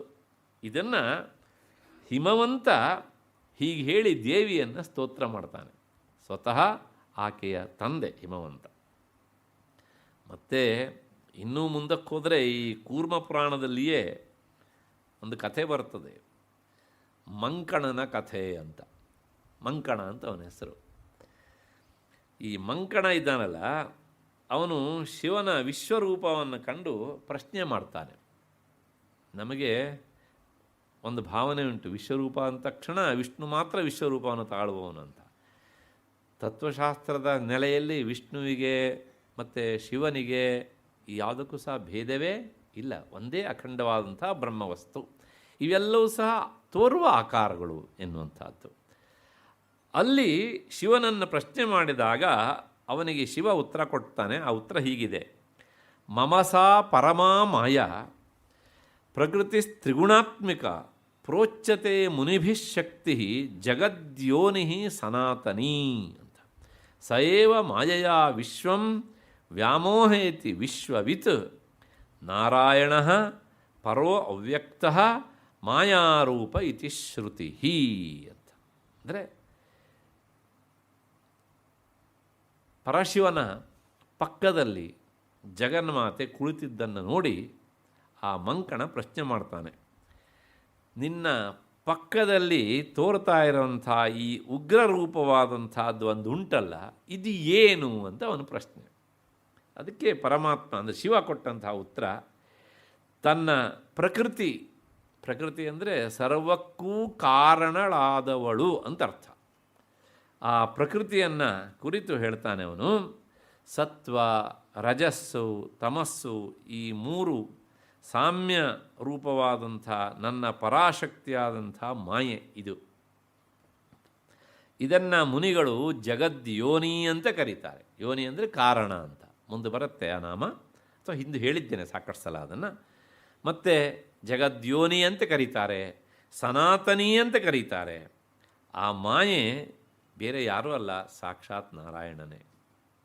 ಅಂದರೆ ಈ ರೂಪದಲ್ಲಿ ಇರುವವನು ಯಾರು ಅಂದರೆ ಅವನು ವಿಷ್ಣುವೇ ಆಗಿದ್ದಾನೆ. ಅಲ್ಲಿಗೆ ನಾರಾಯಣನು ಮಾಯೆಯು ಅಂದರೆ ದೇವಿಯು ಇಬ್ಬರೂ ಸಹ ಒಂದೇ ರೂಪದವರು ಎನ್ನುವಂಥದ್ದು ಇದರಿಂದ ಸ್ಪಷ್ಟವಾಗತ್ತೆ. ಹಾಗಾಗಿಯೇ ಆಕೆ ವಿಷ್ಣು ರೂಪಿಣಿ ಅಂತ. ಮತ್ತೆ ಸನತ್ಕುಮಾರ ಸಂಹಿತೆಯಲ್ಲಿ ದೇವಿ ವಿಷ್ಣು ರೂಪಳು ಎಂಬುದನ್ನು ಇನ್ನೊಂದು ರೂಪದಲ್ಲಿ ತಿಳಿಸ್ಕೊಡ್ತಾರೆ. ಅದರ ಸಂದರ್ಭ ಹೀಗಿದೆ. ಪ್ರಭಾಕರ ಎನ್ನುವಂಥವನು ಒಬ್ಬ ರಾಜ. ಅವನು ವಿಷ್ಣು ಭಕ್ತ. ಅವನ ಮಹಿಷಿ ಪಾರ್ವತಿಯ ಭಕ್ತೆ.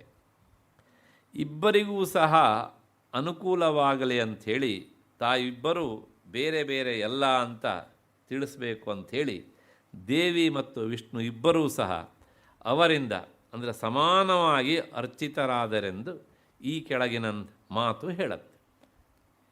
ಯಾರಿಂದ ಅರ್ಚಿತರಾದರು? ಆ ಪತಿ ಪತ್ನಿಯರಿಂದ ಅಂತ. ಏವಂ ದೇವ್ಯಾತ್ಮನಾ ಸ್ವೇನ ರೂಪೇಣ ಚ ಜನಾರ್ದನ ದಂಪತ್ಯೋ ಏಕಕಾರ್ಯತ್ವಾತ್ ಏಕ ಏವ ದ್ವಿಧಾರ್ಚಿತಃ. ಹೀಗೆ ಜನಾರ್ದನ ಮತ್ತು ದೇವಿಯ ರೂಪದಿಂದಲೂ ತನ್ನ ರೂಪದಿಂದಲೂ ಇದ್ದು ಅವರಿಂದ ಆ ಪ್ರಭಾಕರ ಎನ್ನುವಂಥ ರಾಜರ ಇದ್ದಾನಲ್ಲ, ಆ ದಂಪತಿಗಳಿಂದ ಅವನು ಅರ್ಚಿತನಾದ ಅಂತ. ದಂಪತಿಗಳು ಯಾಕೆಂದರೆ ಆ ಎರಡು ರೂಪದಲ್ಲಿರುವಂಥವರು ಬೇರೆ ಬೇರೆ ಅಲ್ಲ, ಒಂದೇ ಅಂತ ಹೇಳೋದಕ್ಕೋಸ್ಕರ ಈ ಒಂದು ಹಿನ್ನೆಲೆಯನ್ನು ಸನತ್ಕುಮಾರ ಸಂಹಿತೆ ಹೇಳುತ್ತೆ. ಮತ್ತು ಬೃಹತ್ಪರಾಶರ ಸ್ಮೃತಿಯು ಸಹ ದೇವಿ ವಿಷ್ಣುರೂಪಿಣಿ ಅನ್ನೋದನ್ನು ಮತ್ತೆ ಸಮರ್ಥನೆ ಮಾಡುತ್ತೆ. ದುರ್ಗಾ ಕಾತ್ಯಾಯನೀಂ ಚೈವ ಯಜನ್ ವಾಗ್ದೇವತಾಮಪಿ ಚೇತನಾ ಸುಪ್ರಸನ್ನೇನ ವಿಷ್ಣುಲೋಕಮವಾಪ್ನುಯ ಅಂತ. ನೋಡಿ, ದುರ್ಗಾ ಕಾತ್ಯಾಯನೀಂ ಚೈವ, ದುರ್ಗೆ ಮತ್ತು ಕಾತ್ಯಾಯನಿ ಇವರನ್ನು ಶ್ರದ್ಧೆಯಿಂದ ಅರ್ಚಿಸಿದರೆ, ಮತ್ತು ವಾಗ್ದೇವತೆ ಅಂತ ಕರೆಸಿಕೊಳ್ಳುವಂತಹ ಶಾರದೆಯನ್ನು ಸಹ ಆರಾಧಿಸಿದರೆ, ಚೇತಸ ಸುಪ್ರಸನ್ನೇನ ಪ್ರಸನ್ನಗೊಂಡಂತಹ ಆ ವಿಷ್ಣು ಅವರನ್ನು ತನ್ನ ಲೋಕಕ್ಕೆ ಕರ್ಕೊಂಡು ಹೋಗ್ತಾನೆ ಅಂತ. ಪ್ರಶ್ನೆ ಇಷ್ಟೇ, ಇವನು ಅವಳಿಂದ ಬೇರೆಯೇ ಆದದ್ದಿದ್ದರೆ ಅದರಿಂದ ಅವನು ಯಾಕೆ ಪ್ರಸನ್ನನಾಗ್ತಾನೆ ಅನ್ನೋದು ಪ್ರಶ್ನೆ. ಹಾಗಾಗಿ ಈ ಎಲ್ಲ ಹೆಸರುಗಳಿಂದ ಕರೆಯಲ್ಪಟ್ಟಂತಹ ದೇವಿಯರಿದ್ದಾರಲ್ಲ, ಅವರು ವಿಷ್ಣುವಿಗಿಂತ ಬೇರೆ ಅಲ್ಲ, ಅಥವಾ ವಿಷ್ಣು ಅವರಿಗಿಂತ ಬೇರೆ ಅಲ್ಲ. ಈ ಕಾರಣದಿಂದ ಆಕೆ ವಿಷ್ಣು ರೂಪಿಣಿ ಅಂತ. ಇಲ್ಲಿಗೂ ಮುಗಿದಿಲ್ಲ. ಆ ಸಮರ್ಥನೆ ಮಾಡುವಂಥ ಉಪಪತ್ತಿಗಳು ಎಷ್ಟೆಲ್ಲ ಕಾರಣ ಕೊಡ್ತಾರೆ. ವಿಷ್ಣು ರೂಪಿಣಿ ಅಂದರೆ ವಿಷ್ಣುವಿಗೂ ದೇವಿಗೂ ಸಹ ಭೇದ ಎನ್ನುವಂಥದ್ದು ಇಲ್ಲ ಅಂತ ಹೇಳೋದಕ್ಕೋಸ್ಕರ ಪದ್ಮಪುರಾಣ ದೇವಿ ವಿಷ್ಣು ರೂಪಿಣಿ ಅನ್ನೋದನ್ನು ಹೀಗೆ ಹೇಳುತ್ತದೆ. ಚಂಡಿಕಾಂ ಸ್ನಪಯೇದ್ಯಸ್ತು ಐಕ್ಷವೇಣ ರಸೇನ ಚ ಸೌಪರ್ಣೇನ ಸ ಯಾನೇನ ವಿಷ್ಣುನ ಸಹ ಮೋದತೆ. ಇದು ಪದ್ಮಪುರಾಣದ ಮಾತು. ಇದು ಯಾವಾತ ಐಕ್ಷವೇಣ ರಸೇನ, ರಸ ಅಂದರೆ ಗೊತ್ತು, ಜ್ಯೂಸು. ಐಕ್ಷವ ಅಂದರೆ ಗೊತ್ತಿಲ್ಲ ನಮಗೆ. ಇಕ್ಷು ಅಂದರೆ ಕಬ್ಬು, ಐಕ್ಷವ ಅಂದರೆ ಕಬ್ಬಿಗೆ ಸಂಬಂಧಪಟ್ಟ ರಸ, ಅಂದರೆ ಕಬ್ಬಿನ ಹಾಲು ಅಂತ ಅರ್ಥ. ಶುಗರ್ ಕ್ಯಾನ್ ಜ್ಯೂಸ್ ಹಿಂಗೆ ನಮಗೆ ಬಹಳ ಬೇಗ ಅರ್ಥ ಆಗಿಬಿಡ್ತದೆ. ಆ ಕಬ್ಬಿನ ಹಾಲಿನಿಂದ ಯಾವಾತ ಚಂಡಿಕಾ ಅಂತ ಕರೆಸ್ಕೊಳ್ಳುವಂಥ ದೇವಿಗೆ ಅಭಿಷೇಕವನ್ನು ಮಾಡ್ತಾನೋ, ದುರ್ಗಾ ಸೂಕ್ತದಿಂದ, ಶ್ರೀ ಸೂಕ್ತದಿಂದ ಅಥವಾ ದೇವಿ ಸೂಕ್ತಗಳಿಂದ, ಆಗ ಏನಾಗತ್ತಂತೆ ಕೇಳಿದರೆ, ಹಾಗೆ ಅಭಿಷೇಕ ಮಾಡಿದವನು ಪ್ರಸನ್ನ ಅಂದರೆ ದೇವಿ ಪ್ರಸನ್ನಗೊಂಡ ಬಳಿಕ ಸೌಪರ್ಣೇನ ಸ ಯಾನೇನ, ಸೌಪರ್ಣ ಅಂದರೆ ಗರುಡ ಅಂತ ಅರ್ಥ, ಸುಪರ್ಣ, ಗರುಡಾರೂಢನಾಗಿ ಅವನು ವಿಷ್ಣು ಲೋಕಕ್ಕೆ ಹೋಗ್ತಾನೆ ಅಂತ. ಪ್ರಶ್ನೆ ಇಷ್ಟೇ, ಹಾಗಿದ್ರೆ ಈ ದೇವಿಯ ರೂಪದಲ್ಲಿ ಇದ್ದು ಅಭಿಷಿಕ್ತನಾದವನು ವಿಷ್ಣು ಆಗಿರಬೇಕಲ್ವಾ? ಹೌದು ತಾನೆ? ಅಥವಾ ವಿಷ್ಣುವಿನ ರೂಪದಲ್ಲಿರುವವಳು ದೇವಿಯೇ ಆಗಿರಬೇಕಲ್ವಾ? ಆದ್ದರಿಂದಲೇ ಅವನು ವಿಷ್ಣು ಲೋಕಕ್ಕೆ ಹೋಗ್ತಾನೆ. ಅಂದರೆ ಹಾಗೆ ಹೋಗಬೇಕಿದ್ರೆ ಅವರಿಬ್ಬರು ಒಂದೇ ಆದಾಗ ಮಾತ್ರ ಸಾಧ್ಯ, ಹಾಗಿಲ್ಲದೇ ಇದ್ರೆ ಆಗೋದಿಲ್ಲ. ದೇವಿಯ ಲೋಕಕ್ಕೆ ಹೋಗ್ತಾನೆ ಅಂತ ಹೇಳ್ಬೋದಿತ್ತು, ಅದನ್ನು ಹೇಳೋದಿಲ್ಲ. ಅವನು ಗರುಡಾರೂಢನಾಗಿ ವಿಷ್ಣು ಲೋಕಕ್ಕೆ ಹೋಗ್ತಾನೆ ಹೀಗೆ ಅಂತ. ಈ ಮಾತು ಏನು ಹೇಳುತ್ತೆ ಅಂದರೆ, ಪರ್ಯಾಯವಾಗಿ ಅವರಿಬ್ಬರೂ ಸಹ ಒಂದೇ ತತ್ವ. ಅದಕ್ಕೋಸ್ಕರ ಲಲಿತಾ ಸಹಸ್ರನಾಮ ಹೇಳುತ್ತೆ, ಅವಳು ವಿಷ್ಣು ರೂಪಿಣಿ ಅಂತ. ಕಬ್ಬಿನ ಹಾಲಿನಿಂದ ಮಾಡಿದ ಅಭಿಷೇಕ ಅದು ಹೆಚ್ಚು ಪ್ರಭಾವದಿಂದ ಕೂಡಿತ್ತು. ಅಂದರೆ ಇಷ್ಟಾರ್ಥವನ್ನು ಈಡೇರಿಸುವಂಥ ಒಂದು ಪೂಜಾ ವಿಧಾನ ಅದು. ಹಾಗಾಗಿ ಅದನ್ನು ನೇರವಾಗಿ ಪದ್ಮಪುರಾಣ ಇಲ್ಲಿ ಹೇಳ್ತದೆ. ಇನ್ನು ಶಿವನ ಪಕ್ಕದಲ್ಲಿರುವಂಥ ಒಬ್ಬಾಕೆ ಬಾಲೆ, ಪಾರ್ವತಿಯ ಅಂಶವಾಗಿರುವಂಥ ವಿಷ್ಣುವೇ ಆಗಿದ್ದಾಳೆ ಅಂತ ಮುಂದುವರೆದು ಹೇಳುತ್ತೆ. ಅಲ್ಲಿ ಆದಿತ್ಯ ಪುರಾಣ, ಶಿವಪುರಾಣಗಳು ಈ ಮಾತನ್ನು ಹೇಳುತ್ತವೆ. ಏನು ಹೇಳ್ತವೆ ಅಂದರೆ, ಯಾ ತಸ್ಯ ಪಾರ್ಶ್ವಗಾ ಬಾಲ ಸಾ ಪಾರ್ವತ್ಯಂಶಜೋ ಹರಿಹಿ. ಶಿವನ ಪಕ್ಕದಲ್ಲಿರುವಂತಹ ಬಾಲ, ಅಲ್ಲ ಶಬ್ದ ಬಾಲ ಅಂತುಂಟು, ಬಾಲ ಅಂದರೆ ಬಾಲ ತ್ರಿಪುರ ಸುಂದರಿ ಅಂತಲೂ ಸಹ ಹೇಳ್ಬೋದು. ಜಗನ್ಮಾತೆ ಪ್ರಸಿದ್ಧ ಹೆಸರುಗಳಲ್ಲಿ ಬಾಲ ಎನ್ನುವಂಥದ್ದು ಒಂದು ಹೆಸರು. ಅವಳು ಎಷ್ಟು 3 ವರ್ಷದ ಹೆಣ್ಣುಮಗಳ ಹಾಗೆ ಕಾಣ್ತಾಳೆ ಆಗ ಅಂತ. ಹಾಗಾಗಿ ಅವಳ ಹೆಸರು ಬಾಲ. ಶಿವನ ಪಕ್ಕದಲ್ಲಿರುವಂಥ ಅವಳು ಪಾರ್ವತಿಯ ಅಂಶದವಳು. ಆದರೆ ಅವಳು ಯಾರು ಕೇಳಿದರೆ ಹರಿಹಿ, ಅವಳು ಹರಿ. ಹಾಗಾಗಿ ಅವಳು ವಿಷ್ಣು ರೂಪಿಣಿ ಅಂತ. ಮತ್ತೆ ಇಷ್ಟಕ್ಕೆ ಮುಗಿದಿಲ್ಲ. ಈ ನಾಮಕ್ಕೆ ಏನೆಲ್ಲ ಸಮರ್ಥನೆ ತಂದು ತಂದು ತಂದು ಹಾಕ್ತಾರೆ ಅಂದರೆ ಮತ್ತೆ ಸಂಶಯವೇ ಇರಬಾರ್ದು. ಅಕಸ್ಮಾತ್ತಾಗಿ ಜಗನ್ಮಾತೆಯ ಗುಡಿಗೆ ಹೋಗಿ ನಾವು ಈ ರೂಪದಲ್ಲಿರುವಂತಹ, ಅಂದರೆ ವಿಷ್ಣುವಿನ ರೂಪದಲ್ಲಿರುವಂತಹ ನಿನ್ನನ್ನು ನಮಸ್ಕರಿಸ್ತಾ ಇದ್ದೇನೆ ತಾಯಿ ಅಂತಲೂ ಹೇಳ್ಬೋದು. ವಿಷ್ಣುವಿನ ಗುಡಿಗೆ ಹೋಗಿ ಜಗನ್ಮಾತೆಯ ರೂಪದಲ್ಲಿರುವಂತಹ ನಿನಗೆ ನಮಸ್ಕಾರನಪ್ಪ ಅಂತಲೂ ಹೇಳ್ಬೋದು. ಹಾಗಾಗಿ ಎಲ್ಲ ಗೊಂದಲಗಳಿಗೂ ಸಹ ಎಲ್ಲ ಉಪಪತ್ತಿಗಳಿದ್ದಾವಲ್ಲ, ಅವು ತೆರೆಯನ್ನು ಎಳಿತವೆ. ಪದ್ಮಪುರಾಣದ ವೃಂದಾವನದ ಮಹಾತ್ಮೆ ಅಲ್ಲಿ ಜಗನ್ಮಾತೆ ಹೇಳುವಂಥದ್ದು, ವಿಷ್ಣು ಹೇಳುವಂಥದ್ದು, ಅಹಂಚ ಲಲಿತಾದೇವಿ, ನಾನು ಲಲಿತಾದೇವಿಯಾದವಳು. ಪುಂರೂಪ ಜಗನ್ಮಾತೆ ಮಾತಿದು. ಅಹಂಚ ಲಲಿತಾದೇವಿ ಪುಂರೂಪ ಕೃಷ್ಣ ವಿಗ್ರಹ. ಮತ್ತೆ ಬಂತು ಮತ್ತೆ, ನಾನು ಆ ಪುರುಷಾಕಾರದ ಕೃಷ್ಣ ರೂಪದಲ್ಲಿ ಇರುವವಳು. ಮುಂದುವರೆದೊಂದು ಮಾತು ಹೇಳ್ತಾಳೆ ಅವಳೇನೆ, ಆವಯೋಹೋ ಅಂತರಂ ನಾಸ್ತಿ ಸತ್ಯಂ ಸತ್ಯಂ ಹಿ ನಾರದ. ನಮ್ಮಿಬ್ಬರಲ್ಲೂ ಸಹ ಅಂತರ ಎನ್ನುವಂಥದ್ದು ಇಲ್ಲವೇ ಇಲ್ಲ ಅಂತ.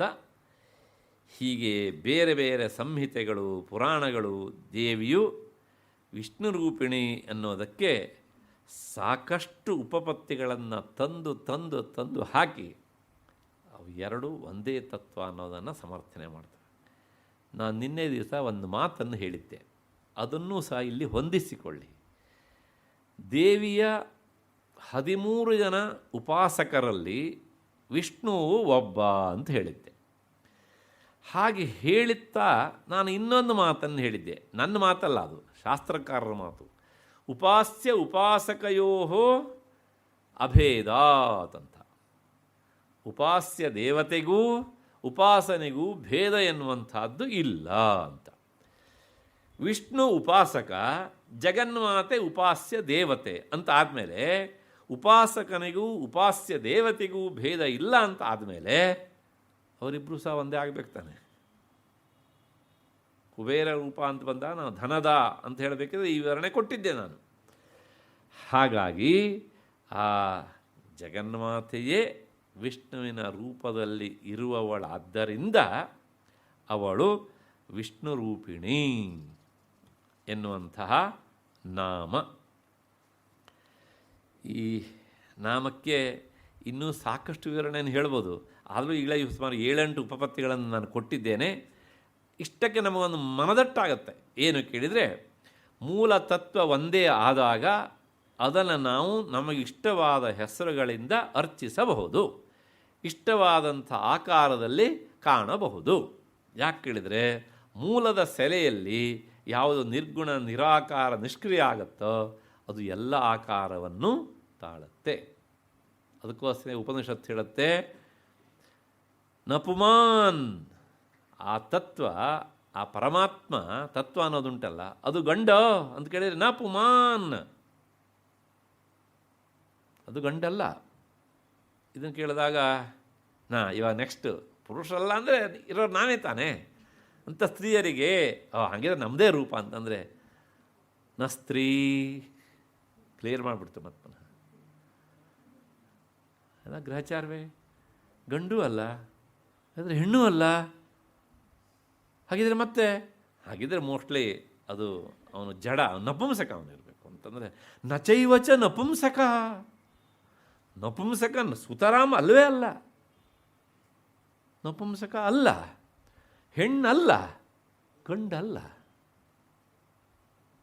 ಹಾಗಿದ್ರೆ ಏನ್ರಿ ಆ ತತ್ವದ ಸ್ವರೂಪ ಅಂತಂದರೆ ಯದ್ಯಚ್ಛರೀರಮಾದತ್ತೆ ತೇನ ತೇನ ಸ ಯುಜ್ಯತೆ.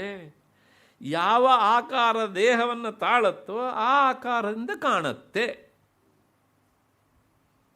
ಅಷ್ಟೇ. ಅದಕ್ಕೋಸ್ಕರಲೇ ಆ ಪರತತ್ವವನ್ನು ನಾವು ಪುಮಾನ್ ಆಕಾರದಲ್ಲಾದರೂ ಪೂಜಿಸಬಹುದು, ಸ್ತ್ರೀ ರೂಪದಲ್ಲಾದರೂ ಪೂಜಿಸಬಹುದು. ಆದರೆ ಪುರುಷಾಕಾರದಲ್ಲಿ ಪೂಜಿಸುವುದಕ್ಕಿಂತ ಸ್ತ್ರೀ ರೂಪದಲ್ಲಿ ಪೂಜಿಸುವುದರಲ್ಲಿ ಸೌಲಭ್ಯ ಹೆಚ್ಚು. ಯಾಕೆಂದರೆ ಪುರುಷಾಕಾರ ಅಂದರೆ ತಂದೆಯ ಸ್ವರೂಪ ಅಂತ ಇಟ್ಕೊಳ್ಳಿ, ಸ್ತ್ರೀ ರೂಪ ಅಂದರೆ ತಾಯಿ ಸ್ವರೂಪ. ಲೋಕದಲ್ಲಿ ಪ್ರತಿಯೊಬ್ಬರಿಗೂ ಸಹ ಸಾಮಾನ್ಯವಾಗಿ ತಾಯಿ ಇಷ್ಟ ಆಗುವಷ್ಟು ತಂದೆ ಇಷ್ಟ ಆಗೋದಿಲ್ಲ. ಅದು ಯೂನಿವರ್ಸಲ್ ಟ್ರೂತ್. ಕೆಲವು ಜನ ಹೆಣ್ಣು ಮಕ್ಕಳಿಗೆ ತಂದೆ ಇಷ್ಟ ಆಗಬಹುದು, ಆದರೂ ಸಹ ತಾಯಿಯೇ. ಯಾಕೆ ಈ ಮಾತನ್ನು ಹೇಳ್ತೇನೆ ಅಂದರೆ, ತಂದೆಗೂ ಮಕ್ಕಳಿಗೂ ಇರುವ ಸಂಬಂಧ ಅವರು ಪ್ರಪಂಚಕ್ಕೆ ಬಂದ ಮೇಲೆ ಆದ ಸಂಬಂಧ. ತಾಯಿಗೂ ಮಕ್ಕಳಿಗೂ ಇರುವ ಸಂಬಂಧ ಅದು ಕರುಳು ಬಳ್ಳಿಯ ಸಂಬಂಧ. ಅಂದರೆ ಈ ಪ್ರಪಂಚಕ್ಕೆ ಆ ಕೂಸು ಬರುವುದಕ್ಕಿಂತ ಮೊದಲೇ 9 ತಿಂಗಳು ತಾಯಿಯ ಹೊಟ್ಟೆಯಲ್ಲಿ ಇದ್ದ ಸಂಬಂಧ.